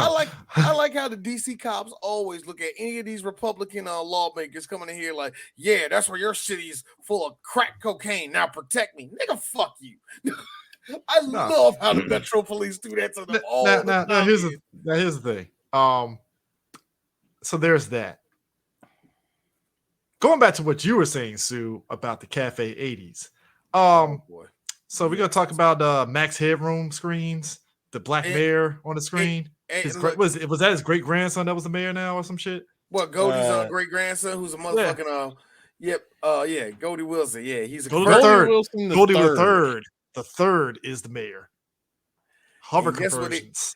I like how they do hover conversions, and it makes me think to myself, like, I can believe that Goldie's kid, went to science and all the rest of that. But a part of me, that's a face that says Goldie Wildem. You're like, you can go to me, Goldie Wildem's the third, and you heard it from me, y'all.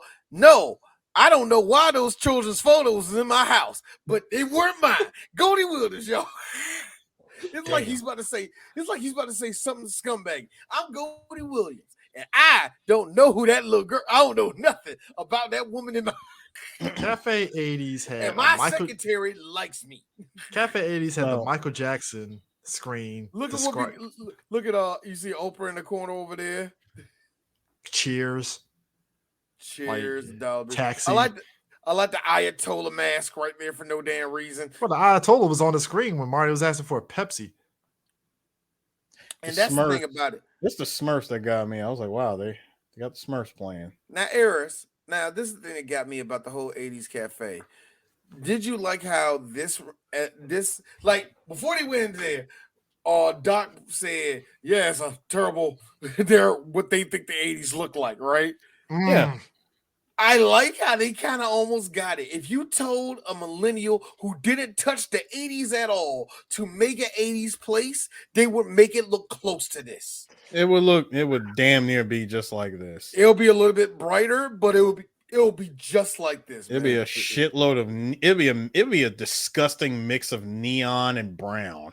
It's like asking somebody to do an arcade nowadays of what they think the 90s arcade was, and it'd be the most bleak shit ever. And I'm like, sure, I guess. No, it will be bleak. It'll be like full of purple and purple and like oranges and like Nickelodeon be playing in the background for no reason.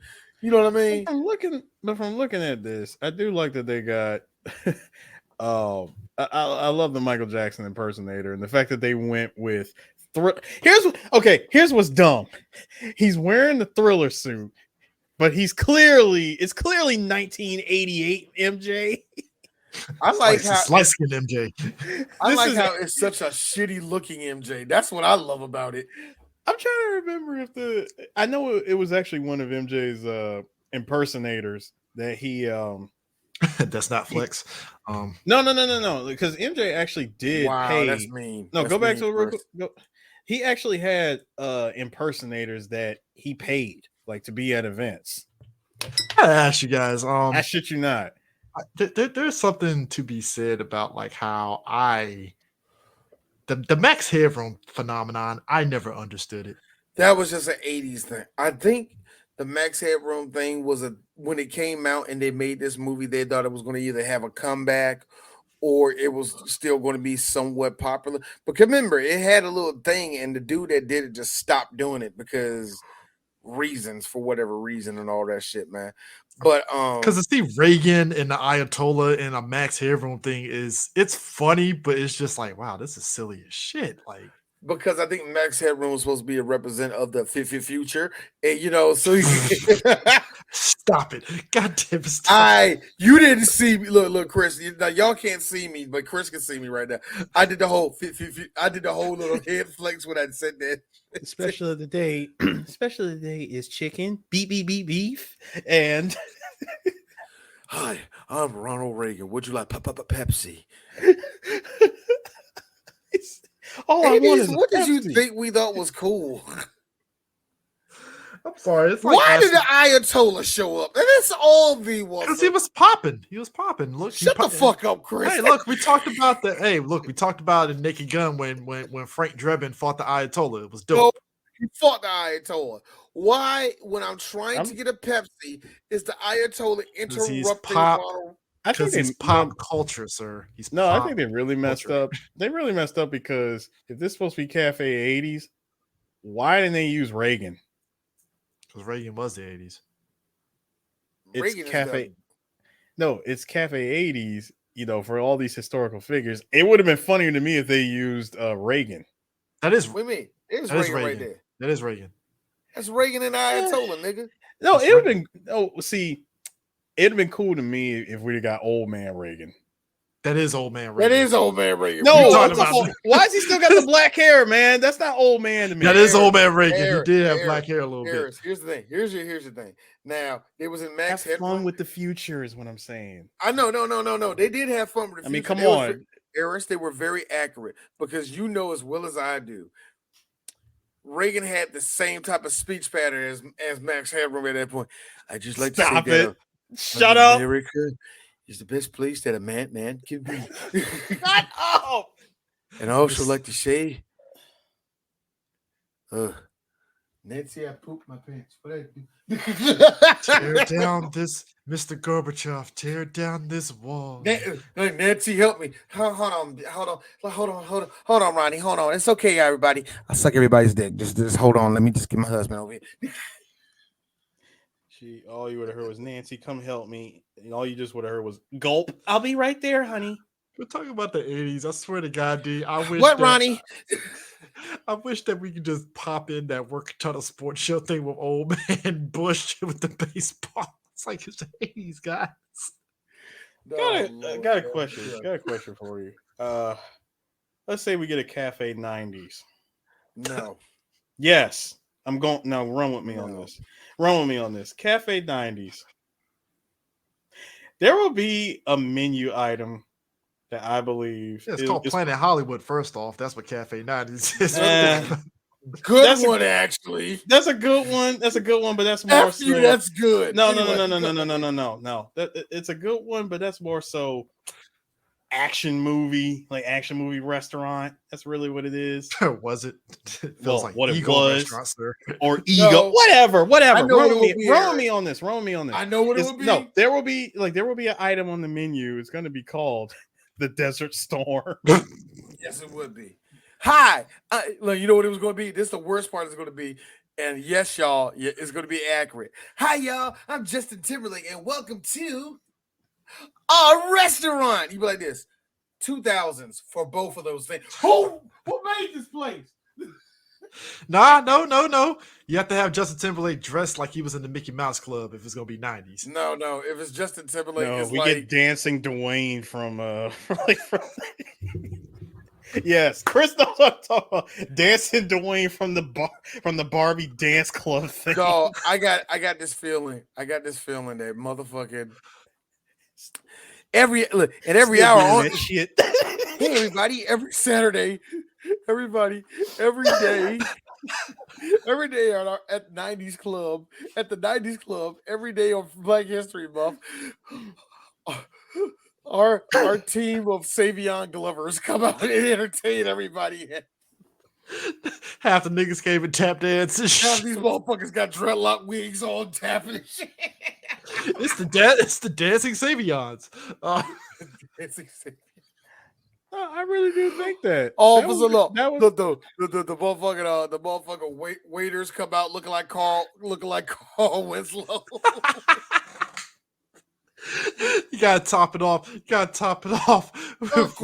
Everywhere through this whole restaurant. Gotta top it off with a fucking Fly Girls theme with all the chicks dancing like J-Lo and the Fly Girls from The Living Color. Hold on.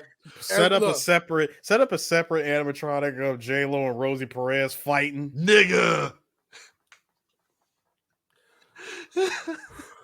And the host. I feel like we're missing a whole lot of white people themes in this, but I don't care. Let's keep going. Hold on.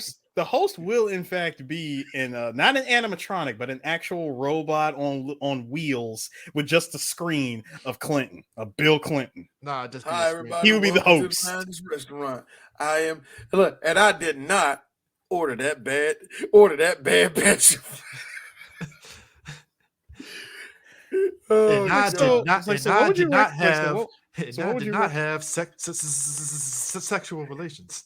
So what would you recommend as sex? See, that's 90s. What would you recommend here at this restaurant? What's a good? I'd say you go for the triple bypass burger. It's stuck. Hold on.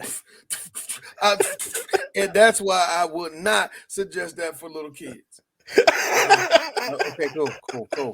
Mr. President, as we top it off with ODB impersonator. Boom. Oh man, nigga, pick your order. We got no more fries. Wu-Tang is for the kids. What drink are you trying to get? Ooh, let me get the Colin Powell could be president special. Yes, I like to take the crime bill. Oh yes, the crime. Oh bill. yes, crime bill. Okay, the crime bill is a New York strip. It is. The speak so well. We got one speak so well martini. So what is the Rodney King potato? Oh, mashed potato. This racist as fuck.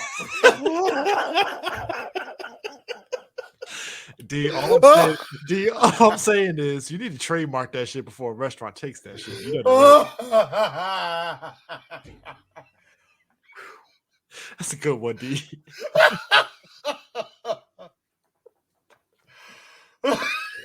I got a feeling. I'm calling dibs on that Desert Storm one now. Hey, what year did Bush go into office? What year was that? Was that just 2000 he went in? That was 2000. Yeah, he went in 2000. That don't count. I was gonna do something about the Florida ballot boxes. There's no point of that. Crack era special. Now he's talking about George Bush Senior. Hey, the crack era bled. Crack era bled into the 90s, The dog. crack era, No, it the did. crack era, It did. that's the crack era brunch. The crack era brunch is actually a light. It's actually chicken fingers. It's actually chicken fingers, asparagus. See, it's actually really, oh yeah, it's light and fat. Like you're on crack. I'll get that. Yeah. $27. That's a low price. I love it. I love it here. I would love to get the white mushroom Bronco burger. Oh man. I like the something about Mary salad. By the way, I'm hating all the poison that is falling out of my mouth right now. I hope you love all of this pop culture. Yes. Look. Y'all know D don't like doing this shit.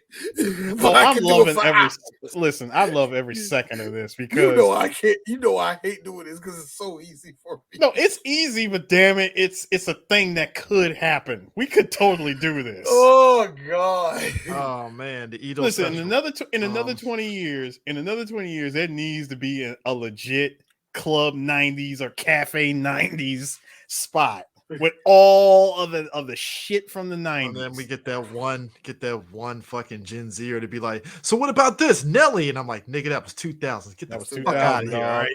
Get out of here. Oh, you know the that one wait. Look, that one on, nice ass waitress we all like. Like, hey, you want to play some 90s shit? Yeah, I'm going to play some 90s shit. Do you want to go and take a ride with me? Get this young bitch up out of here. She needs to get fired because this is not the 90s. Like, I don't know why she here. I would like to get that would also be another one. The Bullet Time special. Bullet Time. Yeah, that was like 99 right there, man. 99, dog. 1999. Oh my goodness. So what is Video Game Wars? You don't want that.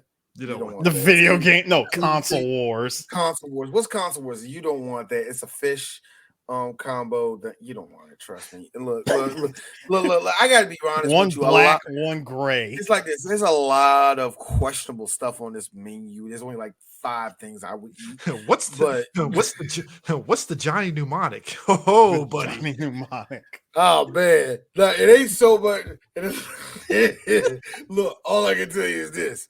It ain't much of it's not much of anything. You might not like it, but trust me, when you really think about it, it's gonna blow your asshole open. Trust me, man. The other cool thing would be the arcade.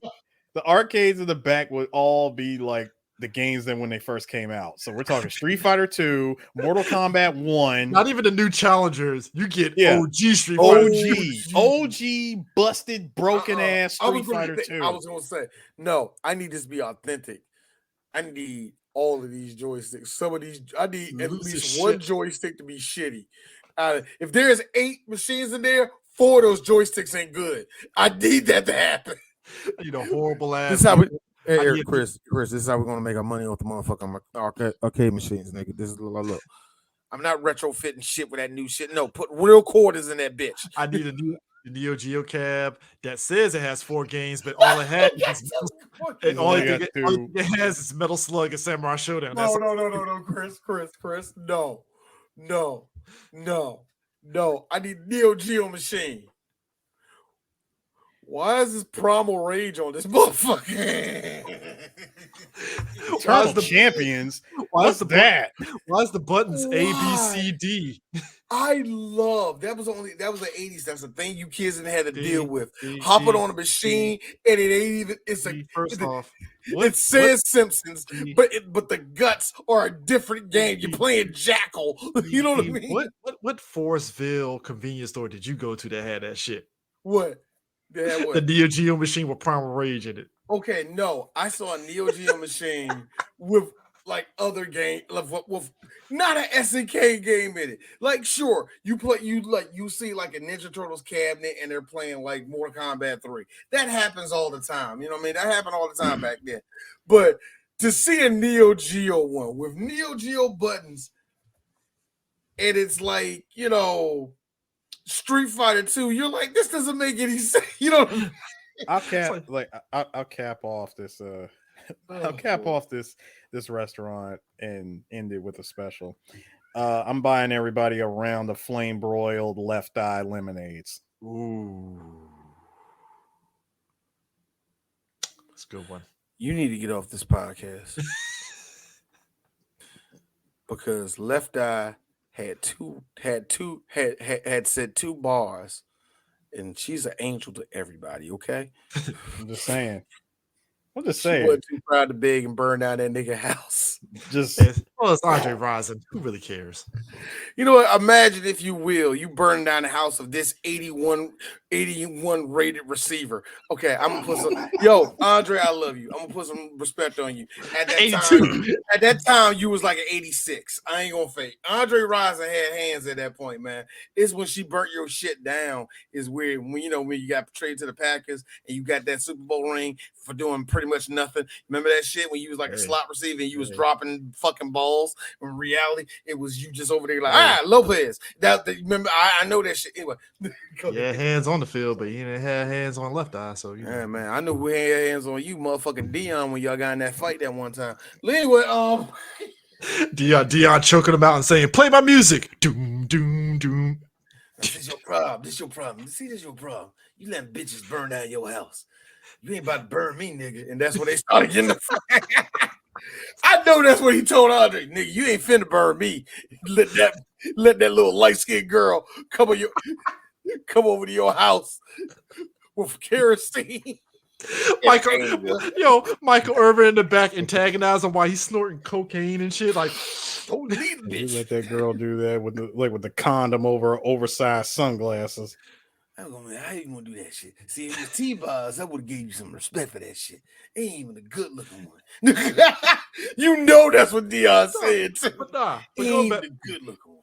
But nah, man. To go back to the movie. Go back to this movie though. Yes, but I think, like I said, the culminating of this movie is like, all right, we're gonna revisit Back to the Future 1. And we're gonna redo all the scenes, but we're gonna do B-rolls of it. So we see Lorraine. That is we third see movie shit. And the shit that happened off screen in the first movie, but we see it in this movie, like Lorraine getting her dress, and apparently Biff was antagonizing her when she got her dress. Biff picking up his car after it got fucked up from the manure incident from Marty. I like that, and I loved it because you see old Biff like, I remember that, and I loved it, and we won't continue on with this, but real quick. I love that line where he heard it. Only I know how to turn on. And the smile that was on old Biff's face, I'm like, you know what, movie? Thank you for that. That old man smile of, oh shit. And the part that made me actually happy of all that, Biff go back to the car. Hey, old man, what you doing in my car? Get the hell out of my car, old man. Start this thing. Get in. And the way he just said that, get in, I was like, D, can you imagine yourself where there's something that only you fucking know, and you walk in like, nigga, who are you? Who's this?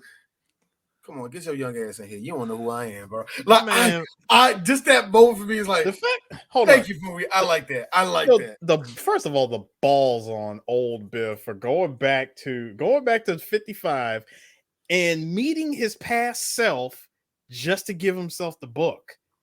And he fits in because he's wearing clothes appropriate 1950s attire already. So yeah, he fits in with the timeline, but it's just the fact that he interacted with his past self after Doc clearly laid the ground rules of don't interact with your future or past self, or else it would cause a complete chain reaction that will destroy the entire universe. Well, that's what happened with Jennifer. Hopefully it was just localized to her own galaxy.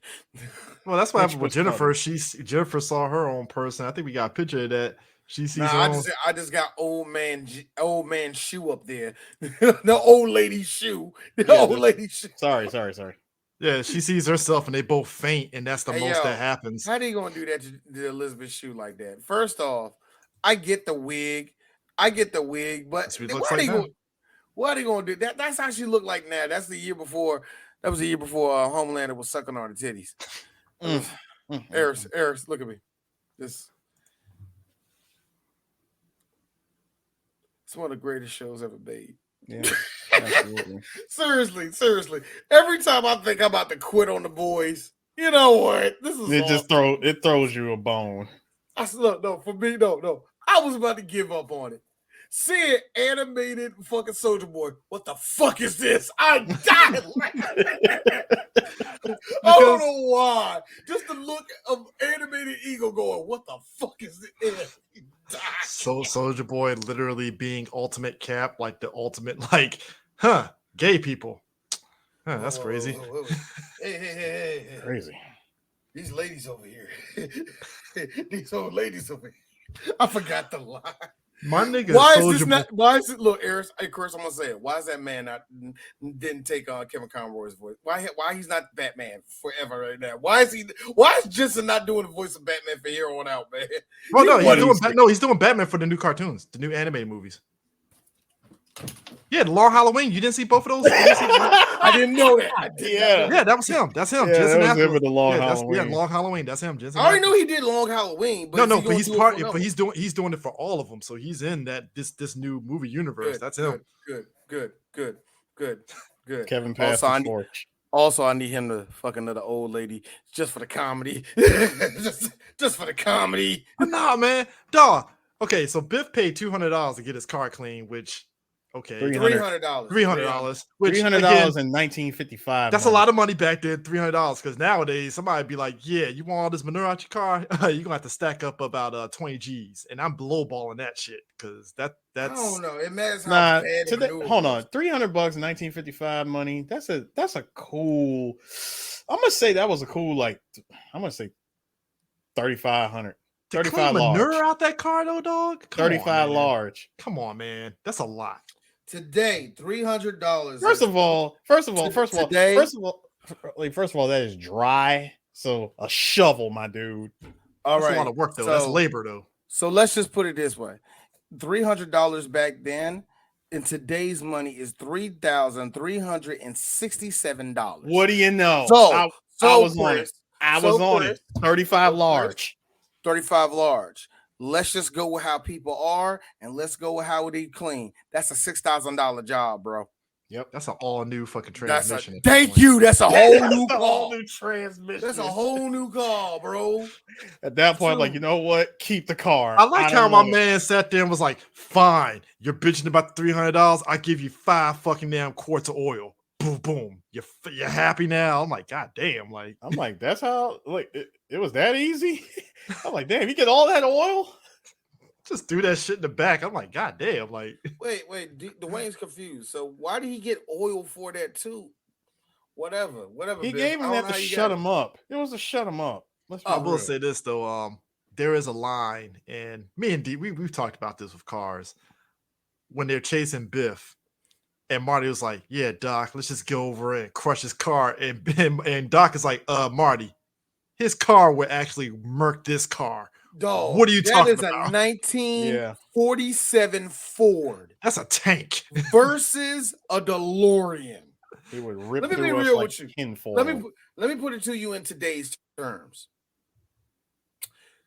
A Peterbilt. Ultima could fuck up a DeLorean. Imagine what an old car.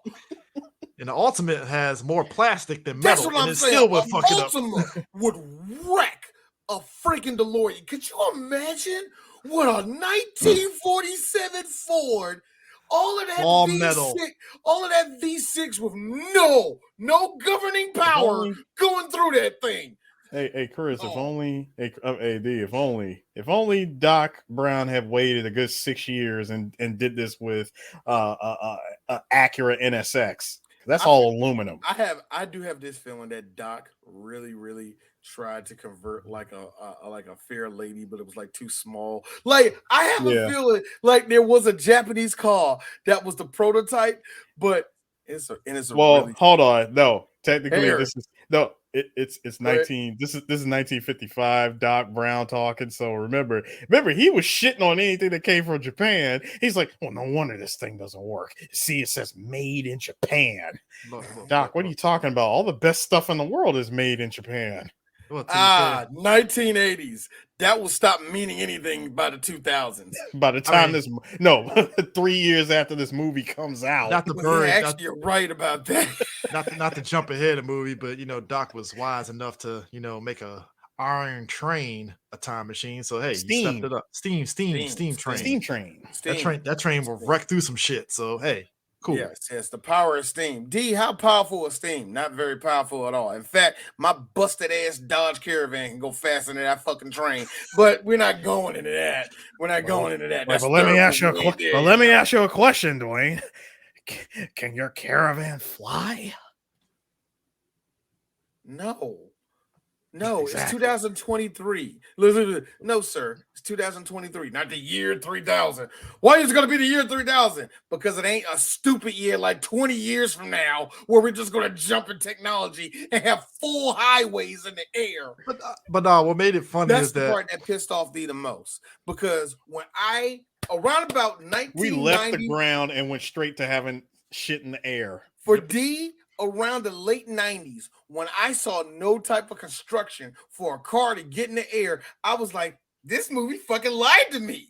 I knew in 1998 that we was getting lied to. How we just now getting to the point where electric cars are good. And so that tells you how far back we are. And even then, you know, for a long time until a lot of these American companies finally got on board with electric cars, we had to depend on goofball ass Elon Musk and his shitty ass Tesla. I like how the Germans said, "Don't worry, we are here." So, I know, right? Look all at our teeth, America. I mean, have you have y'all seen what BMW has done with their electric automotive industry? It's pretty amazing. Dog. It's like, come on, man, cause suck on the teeth. And us as Americans crawling there. Das ist gut. Yes. Don't worry. The Führer. My brat. It's like this. The Führer and everything that he stood for is coming back to fruition. I'm sorry. You are attempting to leave, but my bratwurst is quite dry. Man, you ain't giving me nothing. This new Mercedes. All right, nigga. You got me, bro. I mean, all right. How do you want it? One hand. Wait, how do you want it? One hand or two? Eric, so just. I mean, it is like 500 horsepower and the gas mileage. Man, there's hair on that shit, nigga. Wash it next time. See, this is the thing I'm. You know what gets me is that we're seeing all these B-roll versions of Back to the Future 1 with Marty running away from Biff's guys and them about ready to jump fucking 1984 Marty who's playing, Go Johnny Go Go and shit. And really listening to Earth Angel and then hearing this white boy get on playing Go Johnny Go is like Johnny be good. It's insulting to me. It's because the only reason why is because I saw a documentary not too long ago. Anybody doing the shit that Marty was doing, that little, I'm like, the only people that was doing that back then were black people. Yeah. So right there, I'm surprised the drum was like. Even the drum was like, this cracker how to do this. You know what I mean? I did like that. Like the one black dude, like the one black drummer sitting back there going, "All right, who he been hanging out with?" Sir, he did this. Yeah, exactly. Yes, exactly. Yes. Look back. That might have been Chuck back in the day. Hey, check it out. And then when Marty realized nobody was messing with his music like that, they all just stared at him. Yeah, man, yo, he ain't gonna like it. Like, gonna be a surge in the 50s. Meanwhile, Marty over here, Pete Townsend sliding. Thinking he doing this to the crowd. Actually, Eris, keep that up. You know who did that? Bring that back up. You know who did that? Alan, this is your mother, Alan. I need you to represent the Silvestri family the right way, Alan. Every time you get a chance, Alan, play the theme song. Da, da, da. They need to hear your talent, Alan. Alan Silvestri put his foot into this theme song through the whole movie, young. I love it. This is the same Silvestri that gave us the wonderful music for Predator. And it was something that when we did Predator, I meant to mention Silvestri in the first time when we did Back to the Future 1. But yeah, man, I had to mention because Alan went into the studio and did what he does best. That is my Alan right there. And that's Alan's mother, I guess. I don't know. That's my new voice on that one. Anyway, so going back to the movie, we got to mention this. Real quick, let's jump back to alternate 1985 right quick. We did jump on that. That is just wow. So check it out. I know it's mostly side boob, and me and Eris talked. It's either padded bra or good bra. It's one of the really two. Good one. It's clearly not it's clearly not whatever fucking magical mystery bra that they use for the movie P2, but yeah, also it might be a fake chest too. Oh yeah. It looks kind of plasticky and not in the. Because guess what, you could tell, and you could tell this was like the first stages of a freaking boob job, like the world's first boob job, because them shits did not move. Also, that being said, I know why Biff didn't like it all the way. Hey, Lorraine, why is there such a big gap right there? It's such an old lady, Lorraine. Here's $1,000. Best part. All right, you're right, Biff. Best part, D. Yo, Lorraine looks ran through though. Hold on, the best part is she's got the stage 1 silicone boob job. Clearly, Biff did not pay for the Jiggle Physics DLC. I tell you what he did pay for, and D's just gonna put it out there. Hey, did y'all notice that?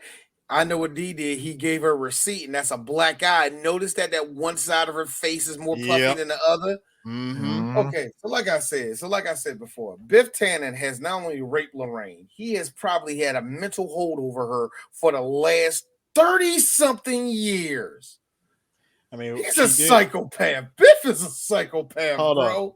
And here's what's crazy. She married this version of Biff. Mm-hmm. Oh my God, yeah, the dick swinging Biff. Dick swinging. I said that you're gonna be my wife. That didn't lose yet, Biff. That Biff. The one that says "make like a tree and get out of here," Biff.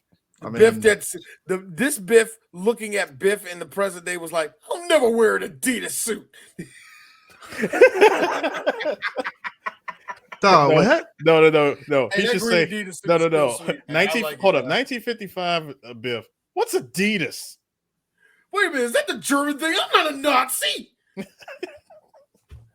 Remember, y'all, Nazi phobia, Islamophobia, and the commies were going to kill us. Those three things. That was a thing from the 1950s until the 80s. I mean, it still is. It still is kind of. But it was like what was it? Like the hot buttons for like a generation. Hey, look. You can wear look, girls, y'all can wear your headdress outside. That's all I'm saying. You're good. Like, especially with especially with the whole thing with Russians. The Cold War. Cold War lasted so long. Y'all kids don't understand this. We officially, in my book in America, I think we stopped fighting the Russians at 9/11. Mm-hmm. At 9/11, because that was the turning point. Because even into the 90s, and y'all guys can speak to that, we still didn't fuck with the Russians. We still really didn't fuck with them. 9/11 happened. All of a sudden, we're kind of cool with them. It's so weird. Pre 9/11, arm's length. Arm's length. Yep. All of a sudden now it's a mixed bag of really pro-Russia people out of nowhere. Like 9/11 happened. We are dapping each other up like we've been day unos and shit. I just really like how Russia clearly fucked with our election, and we had people going, "Man, come on, Russia ain't that bad." That's what made me laugh. No, you know what? You know what it really turned into, D. When you really think about what it, they do to us? No, they say that like the people that say that be the same ones that act like Jesse and Breaking Bad. Like he didn't poison Brock, but still he had to go. Yo, it killed me, man. People. People really did act like that. Chris, you know exactly what I mean. Yo, anyway. I mean, he didn't do it, but he still had to go. You know what? You know what was funny? Marty sneaking up on Biff to try to get the almanac out the car, and I'm like, Marty, you really think you're gonna open that passenger door and he ain't gonna feel that fucking breeze from the fucking passenger door? He tried hiding in two different places. He tried to slide up first, and then remember he was hiding in the back seat under a blanket. Nah, it's just when he was on the hoverboard and he was holding on to the back, and Biff saw him in the rear view mirror, but then just pretended like he didn't see him. Like, I'm just gonna pretend he didn't see him, and ace. Man, caught him with an elbow.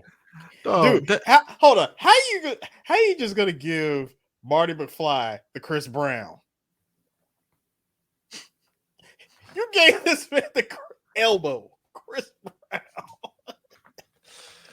Marty got hit with the Chris Brown, bro. Somewhere Chris Brown is listening to this and saying, "Fuck you guys." That was years ago, and I'm like, "Yeah, that's true, dude." But first of all, I'm quoting Dashy. yeah, but still, you're mad at him, but still, you're just like, "Nigga, that was old news." I'm like, "Yeah, but you know, hey, we're talking about an old movie, Hand in Hand, motherfucker." Anyway, you put hands on a national treasure. It just is what it is. Sorry. That's ain't no coming back from that. How the fuck you managed to do that? Look, count your lucky stars that we don't have the king of pop anymore, and everybody was attempting to accept you as like the next thing. First off, crying while you're dancing to MJ is what gets you in. Yeah, you gotta take that water bottle, put it over your forehead. I know the rules of the game, CJ. First off, we're not going to do is solely the name of one Christopher Brown and say that he faked them tears. Maybe he did. Oh, I will. I want people to know that. Sullying I will go. I want people to know I'm not defending Chris Brown at all. Why? I'm not. Anyway. I'm not. You love how Marty gets the fucking almanac. He tries to outrun that fucking V8 engine. I'm like, nigga, you got a fucking skateboard. You are not outrunning that shit. He's outrunning. He's outrunning a tank engine. Like, bruh. On a Mattel hoverboard. Not even the good one. Mattel. The regular pink ass Mattel. No, not his great. Done. Not his grandson who doesn't give you batteries for any of they shit. Mattel. Also, that's a fail in the movie because I'm supposed to believe that hoverboard actually functioned the whole movie. All right, movie. And it's fictional. Dude, the fact that he was able to get away. That tells you that people in the future didn't have no idea. Because who charged that thing up? No, the fact that he was able to get away with it and make his way to the freaking makeshift rope that Doc dropped down at the end of that tunnel. Which was weird. Which was like, wow, okay. I like how all of that felt.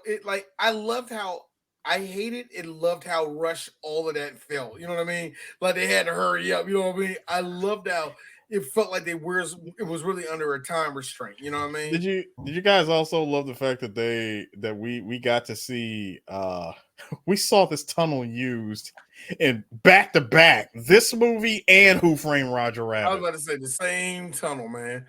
My man gotta shell out another $300. Hold on. And again. Also, Chris, Eris, and Alice Silvestri did the music and for both. Double check, bitch. But yeah, he crashed into a manure truck twice now. That's another $300. All right, gotta go to your grandmother and get that money because she's gonna be pissed off at you. I'm gonna be real with you. Get another car, Biff. Just get another car, man. You know what, Biff? Move to Texas. You know what? Move to Texas. Why Texas? It ain't Hill Valley. Listen. It's not every day. It's really fucking Hill Hold Valley. up. Wait, D. It's not every day that you own a car that is a literal shit magnet.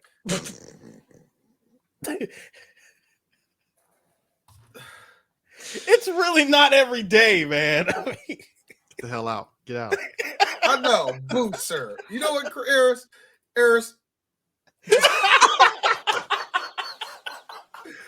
sick of you.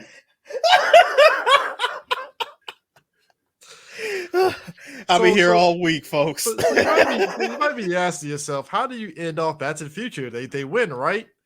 Well, a little thing called lightning happens, and it strikes the DeLorean, and Doc disappears. He doesn't What the hell is that? He doesn't just disappear. Get this shit, y'all. Okay. Way back after, like back in when they were in the future, when they were in 2015, when they found Jennifer had fainted, they grabbed her, took her, like put her back in the DeLorean, and Doc mentioned, you know what, we had a real close call there, Marty. We're going to leave. We're going to go back home. We accomplished everything that we need to do here. We're going to go back home. And the very first thing I'm going to do is destroy the time machine.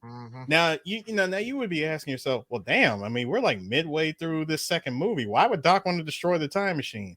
And you realize that everything is just, it's doing this time travel bit has been too dangerous.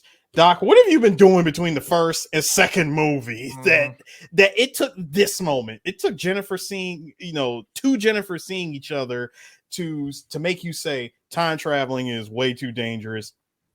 Have you had more than one close call besides this? Exactly. Was this the line? Was this the line? Exactly. Again, it falls back, Eris, to what we always said. How long have you been Rick Sanchez in this shit, nigga? Yeah, and how exactly long you been doing this? And then then he mentioned, I wanted to do, there was still one thing, like one big regret that I have is I'll never get to see it, the Old West. So he mentioned the Old West. I think I know why he didn't want to go to the Old West. And I think I know in what capacity why he didn't want to do it. I think I know why. I mean, he doesn't know what necessarily happens because remember, we're taking current year Doc and going all the way back to 1885. Oh yeah, I know. I'm just saying. I think I know why. I think it's because if he goes over there, he gets stuck. He has no resources to get back. Very true. I think that's he clearly saw reason why he wasn't so. He clearly saw what Marty went through. But then again, unlike Marty, Doc is a scientist. He created all this crap. He would have figured out something. But the fact I have a theory, though. I do have one theory, and it goes to what you said, Eris, and all the rest of that. How long have you been doing this, Doc? And it goes back to it goes back to that one scene where they saw each other, and he gave him a little, like, well, you should use that instead. Oh, it's going to be a big one, and all the rest of that, right? I think that happened regardless.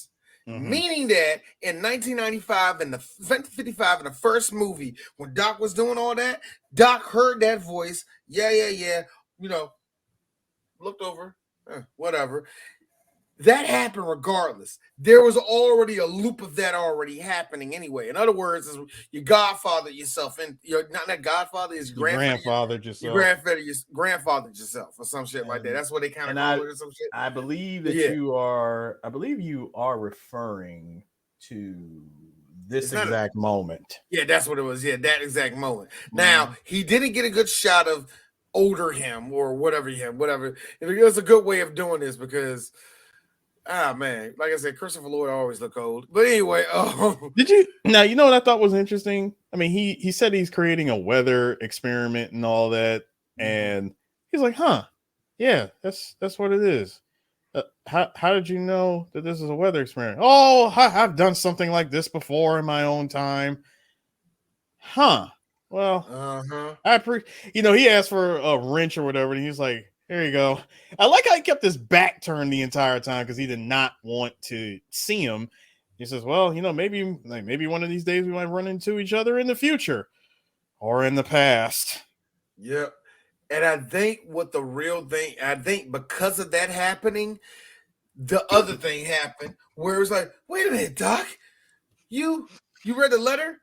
I said, what the hell? Because he heard himself. That gave him the notion. Wait a minute, what did that note say? I'm just putting it out there. No, that's a good. That's all. That's a good theory. No, it's a good theory. It's a good theory because the Teflon idea. Because again, it goes right back to what I had said with this movie. This movie doing third movie stuff already, by going back to the first film. It makes sense. And your theory, I'm actually siding with your theory on this.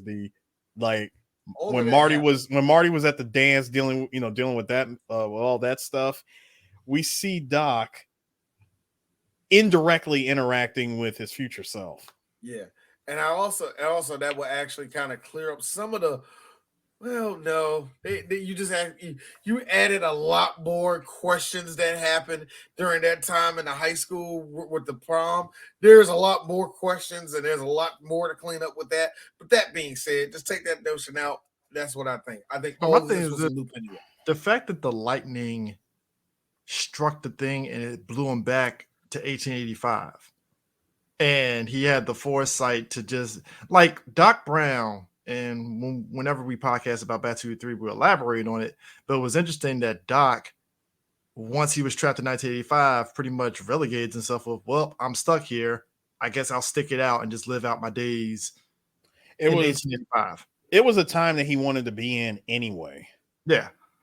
So it's just the fact that he relegated himself. I hate saying it. It's good to be white. But he's right. Yeah, I know, whatever. All I'm saying. You're right. He apparently wanted to be in 1885 Hill Valley, the old West. You really think my black ass is gonna be like, I want to go to Old West? Go fuck yourself. Put me in 1984 and I'm straight. Here's the problem, man. You want to be in good old authentic frontier gibberish. We're God blasted, there's another nigger. Yeah. It's a toll when we got here. Yeah, don't put me in that time. And I know what you're trying to say. Somebody saying, "Yeah, man, take me back to Africa." You sure about that? You really sure about that? I hate to tell y'all this. All of us are this. Doesn't matter where you pick the timeline at. If you know the history of slavery, all of us are descendants of servants, unnamed soldiers, and prostitutes. All right, so let's not act like all of us are kings or queens. All right, nigga. So like, yeah, I want to go back to Africa. What year in Africa? Blah blah blah. All right. Wait a minute, I'm in slavery in this. Look. Wait a minute, I'm in slavery in this. Yeah, and guess who's in slavery? Guess who's in slavery?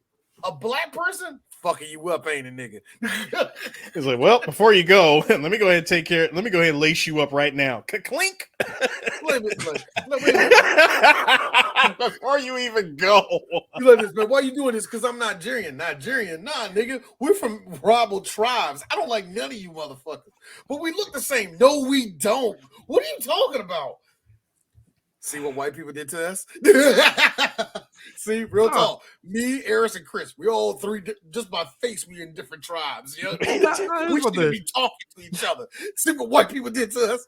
Unified us under a skin color. Anyway. No, but here's the thing. He gets this Western Union note where basically Doc Brown was like, hey, I'm in 1885. And that's some freaky shit if you're the Western Union dude. I'm glad that he's taking it like it ain't nothing. I lost the bet. Nigga, yeah, this letter has been sitting here something years ago. And the thing is, freaking out? The letter is more or less, don't search for me, and that's it. And Marty, being the fucking young person that he is, doesn't listen to him and decides, oh shit, that's right. The other Doc is back in fucking Hill Valley after I darted back into 1984. Let me go back to him. Like this man, as soon as he see, as soon as he actually pulled it off and managed to send 1985 Marty Back to the Future, literally within seconds comes in current Dora. Marty, and he's like, "What? I just sent you back to the future." Music. I love the music because it's like, it's all calm. Doc! And it does make me it does make me think though, like going back to the first movie when Doc is celebrating in the streets. I'm like, yeah, he actually pulled it off. I'm like, I wonder what happened the rest of that night. Did he just pack up and went home? Oh no, Doc jerked off and had a whole plan of I'm going to Russia, I'm getting this, I'm getting this, I'm getting this, I'm going. Well, but here's the thing. He remember it's 1955 and he came up with the idea of the flux capacitor. That's why I say. Oh, you still got like 30 something years That's to why go. Eris. I hate to be that person. That's the Netflix series. Doc. Oh, that is a Netflix. Yeah. Oh, that, like I said, that's him. And again, y'all, I had to bring this up. This is in the thick of the Cold War. Now but I would love to know what Doc was doing. But when he comes back and tells him, "Look, I know you sent me back, but I'm back from the future." Oh God, he pulled the Trunks. Remember the first time Trunks showed up, left, and came right back. You know what? Real quick though, again, came back 3 years later. I don't know if we elaborated on that when we were talking about that. I thought that was always the more interesting plot twist with how time travel should be. With how Trunks thought by giving Goku the thing, his future would change, and he got back to the future. Like, the fuck is going on here? The androids out here still. What the hell is going on here? No, it wasn't people. It wasn't even that. It wasn't even that so much, dude. It wasn't even the fact that you gave him the medicine, dude. He still died anyway. Is the point? Yeah, and it's like, regardless of you giving him the medicine or not, he one way or another, Goku still dies. Trunks unknowingly created 3 branching timelines by doing that shit, and it's like, god damn. Well, Chris, he did have help in the form of an imperfect cell. Who? No, that's what I'm saying. Wait. I'm saying in the form of an imperfect cell who saw him and neck snap. No, that's what I'm saying. That's what I'm saying. He is. No, I'm saying he's responsible even with the imperfect cell doing that shit. But it was kind of like funny. It's like he goes back the first time. All right, cool. Comes back and Cell was like, "Hey, where's the rest of the androids?" I'm like, that cell came from another timeline altogether. I'm like, wait, what? Again, branch timelines. No, but okay. So here's the thing about Back to the Future 2. So Zemeckis, they pretty much didn't have any plans for doing a sequel because that's why they left the first movie so open-ended. When they found out the studio wanted to go ahead with it, Zemeckis and them were like, you know what? If you're going to do a sequel, keep us in the loop for this. And this is why Zemeckis stayed on for the second and third one. Michael J. Fox, meanwhile, didn't know they were doing a sequel until he watched a VHS tape of Back to the Future and saw "To Be Continued" at the end. Because in the movies, the movie theater did not have "To Be Continued." The home video put "To Be Continued" in there because that's what's in the studio wanted to do a sequel. And Michael J. Fox immediately called his agent and was like, I need to be in a sequel. I would have called, dude, let that have been me. I'd have called my agent like, what the, like, wait, wait, hold on. What the hell is happening here? I went to the premiere. That was not there. I was told there was no sequel to this. I kept doing Family Ties. What is going on here? I didn't talk to Steve. Steve didn't tell me about there being a sequel, man. Wait, hold on. I turned down Teen Wolf 2 for this. No, wait. No, hang on a second. He actually puts the phone down, picks up another phone because call waiting didn't exist just yet. Hey, Chris. Nah, he had a whole little fancy ass switch for that shit. No, hold on. The movie just made him a big star, so let's be real here. He didn't get that just yet. Okay? Not yet, dude. Not yet. No, he picks up another phone. Chris, do you know about this? You got the movie at home? You saw the end, right? Why didn't nobody tell us? Yeah. What do you mean you were high on cocaine? Now here's the crazy part. Yeah, that's why. Here's the crazy part. Well, bring some over. Yeah, I want to talk about it. So, flip side.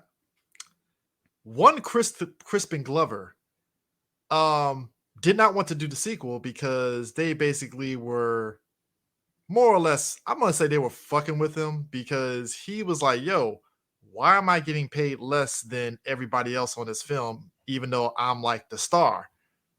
And he kept pushing, which to be fair, he's right. It's like, yo, like I'm just as much a part of this movie as a main player like everybody else.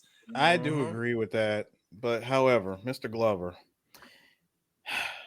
the reason why is I'm just going to call it for what it is. You took a machete to the face in a horror movie prior to this film. A shitty horror film. Which was? Friday the 13th. Yes. Was that the second one he was in? 84 was 84 was the fourth one. That was the fourth one? Dude, the second one was 82. The fourth one came out in 84. No, that's 82. So the third one was 83. And what was it? I'm trying to remember what happened. The fourth one was 84. No, I'm trying to no errors. When I'm talking about movies, what happens are clashing. And I don't know which one is 3 and which one was 4. Well, to be fair, like he did, it was final chapter. Final chapter was 4, right? Yeah, that was 4. Yeah, 4. Yeah. That was final chapter? That was final chapter. Yeah. The one where he was dancing all crazy and all that shit. Yes. Where that dance was so goofy. That dance was so goofy. That girl was like, I'm gonna suck this dude's dick. I mean, he getting it. And again, he no-selled that machete to the face. Oh my God, didn't he? In fact, just to show you how bad that no-sell was, any attempted scream was muted. It's like you see him screaming, but it's muted. Now, they said he was a dead fuck, so now but it does suck that he felt some way about the pay. Like, I'm just as much of a star in this movie. Hell, I'm one of the main characters.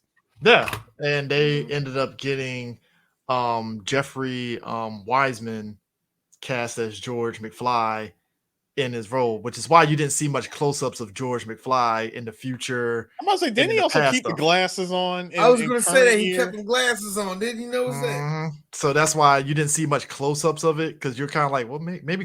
And to be fair, it duped everybody into thinking, oh, Kristen Glover is black. All right, cool, whatever. Not to mention that when they did the reshoot at the beginning of the movie, they used the stock footage from the first movie when they showed a lot of stock footage was used too. Like when they showed Marty's parents at the screen door, like, yeah, that's her son. This is a wonderful time in 1985.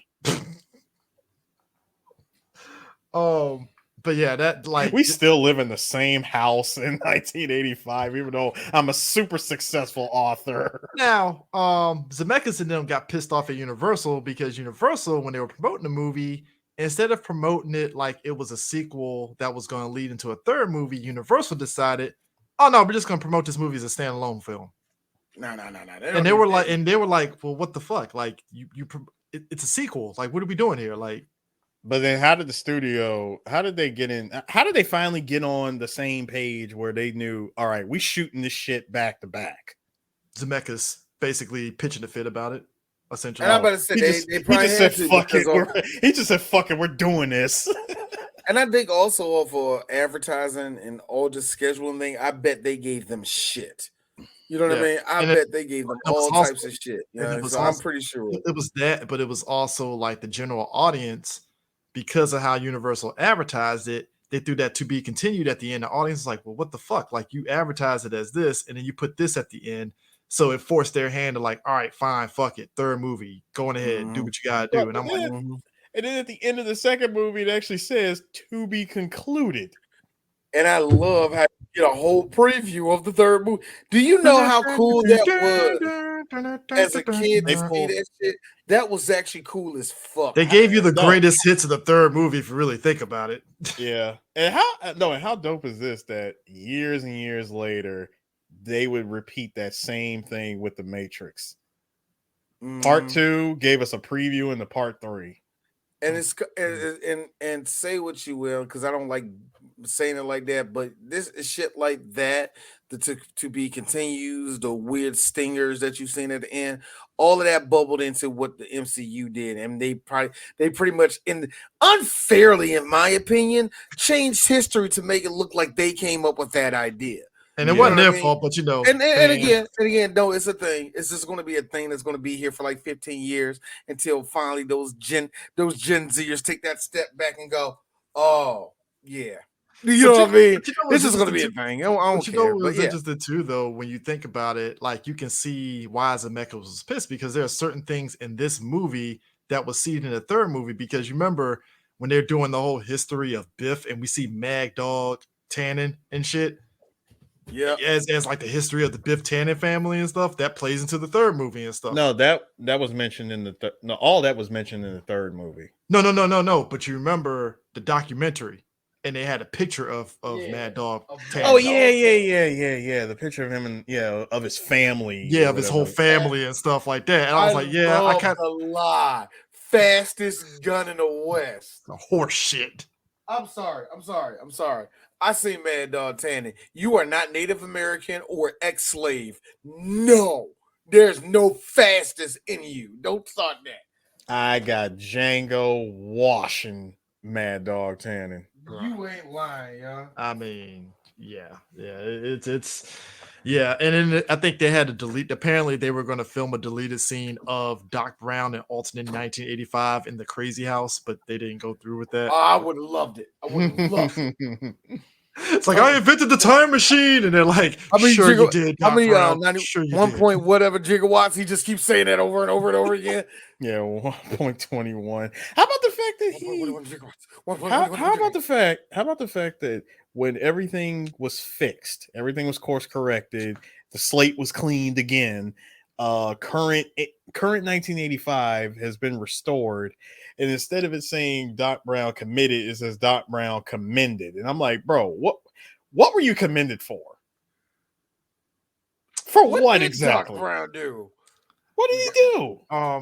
So did you know that there was a chase sequence in the future where Doc, in order for him and Marty to reach 88 miles an hour, he literally points the DeLorean towards the ground to reach the 88 miles an hour for them to go back in time. I wanted that. Also, shout out. They didn't do it. They were having a police shootout in the future, and it shot the fucking DeLorean. And in order for them to fucking reach the 88, Doc said, "Fuck it," and plunges that shit towards the ground, and they hit the 88 miles an hour.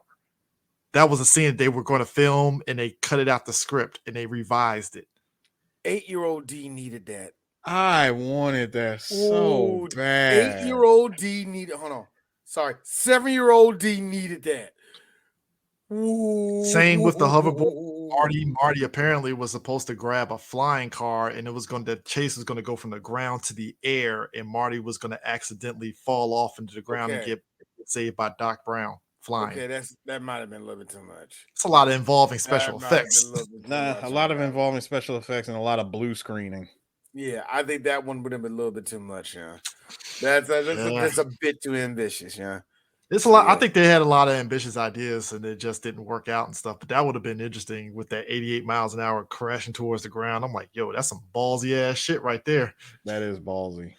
That's oh my god. That's right up there with Paul Walker yeeting a Yankel across a freaking bridge into a damn boat. And apparently into a yacht. And apparently, when they got to the 1955, to stop Biff, old man Peabody shot the fucking DeLorean again because it was a callback to, oh shit, this fucking spaceship is back. That would have been a funny callback. And it still would have been called Lone Pine. Did it. And it still would have been called Lone Pine. Yeah, but it would have been a funny callback to do that. Like, old man P is like, the spaceship's back. Nah, you know what would have been great? You didn't tell me you waited 30 years to shoot at this thing again. No. You hit the other tree errors, and when you go back to the future, Peterson Mall. Peabody Mall. Peabody Mall. Just gave up. Peabody Farms became Peabody Mall. And while you were saying that, Eris, they were editing post-production Back to the Future 2 while they were filming Back to the Future 3. Of course. So that means Zemeckis probably was pissed off, like, what the fuck, guys? Like, really? This is how y'all promoting it? All right, bet. Am I going to get a third one? All right, cool. Let's get this third one popping then. Damn it. I would be mad too. Like, first the studio wants a sequel. Yeah, sure. I left the ending open, like kind of open-ended. Like, we could have left everything on this first movie, but no, leave it open-ended. Let's see what happens. Leave it to interpretation.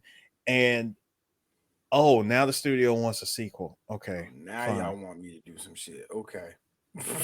So one of your editors decided to throw this to be continued shit and not at the premiere, but you waited until this got released on home video.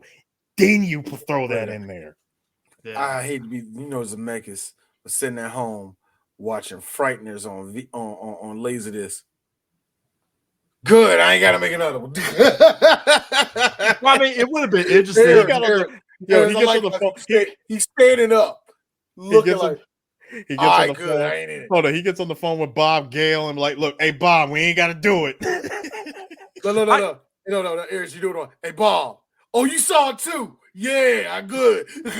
No, but part of me feels like those two scenes that I mentioned with them, the police shootout, I felt that they were probably going to use that for the reason why the time machine kept flickering on the display and shit, but they didn't use it. So now we're kind of stuck. Because he smacked it talking about, I got to get this thing fixed. There is one other thing I like to say, because that did play into the lightning striking in and all the rest of that. But there's one other thing I like to say, Eris, that they did, and it goes into your theory of, Doc, what the fuck you been doing? That taxi behind us was following us. Doc, who would be following us in this timeline? Again, I'm just saying, I had to put it out there. Yeah, it's like, yo, what the fuck, Doc? Anyway. All right. So, but yeah, Back to the Future 2.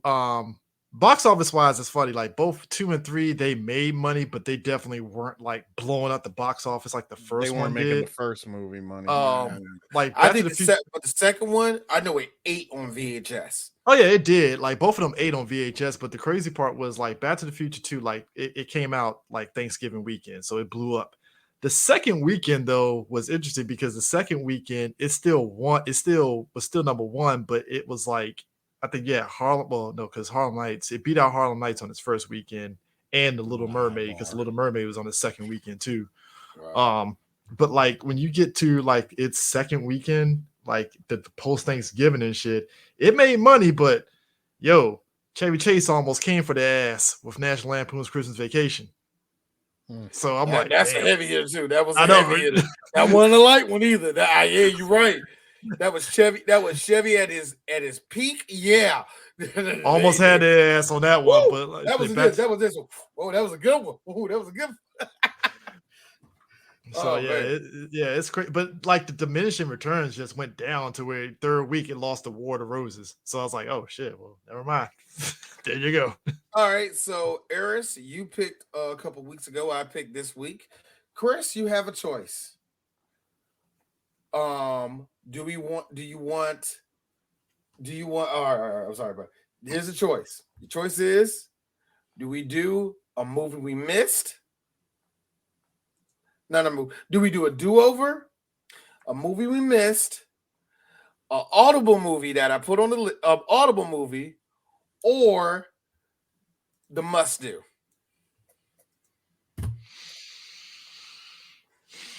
And the must-do, trust me, we're going to get to the must-dos all through the year, so it's not a big deal, but which one should we do? The do-over, the Audible, or... yeah. Which one? Audible. The Audible? True Lies, everybody! We're finally doing True freaking Lies. So, I'm fine with that. We get to do Arnold. We get to talk about that very, very, very handsome woman called Jamie Lee Curtis. Seriously, she's a handsome woman that we will all bang. Sorry, that's Kathleen Turner. That is Kathleen Turner. That's Kathleen Turner, sir. Ew, no. Kathleen Turner looks her age and sounds her age. Don't do that. Do not do that. That's not Jamie Lee Curtis. No. We already talked about handsome women before. We already talked about the golden one. But guys, if we're doing True Lies, I have to put this out there. So I just found out 2 days ago that there's a True Lies TV show. I heard about that too. I didn't see nothing of it. Don't know nothing of it. I can't say anything. I had to laugh at that. Hey, look, we're old and look. It's been long enough. They can do whatever they want to the property. But yes, next week we're finally doing True Lies. It took us long enough to do. We never touched it in the first place. But whatever. We never did. We never did. But anyways, thanks for watching Back to the Future. Gonna go back in time. We are out of time, folks. Peace. Bam, bam, bam, bam, bam, bam, bam.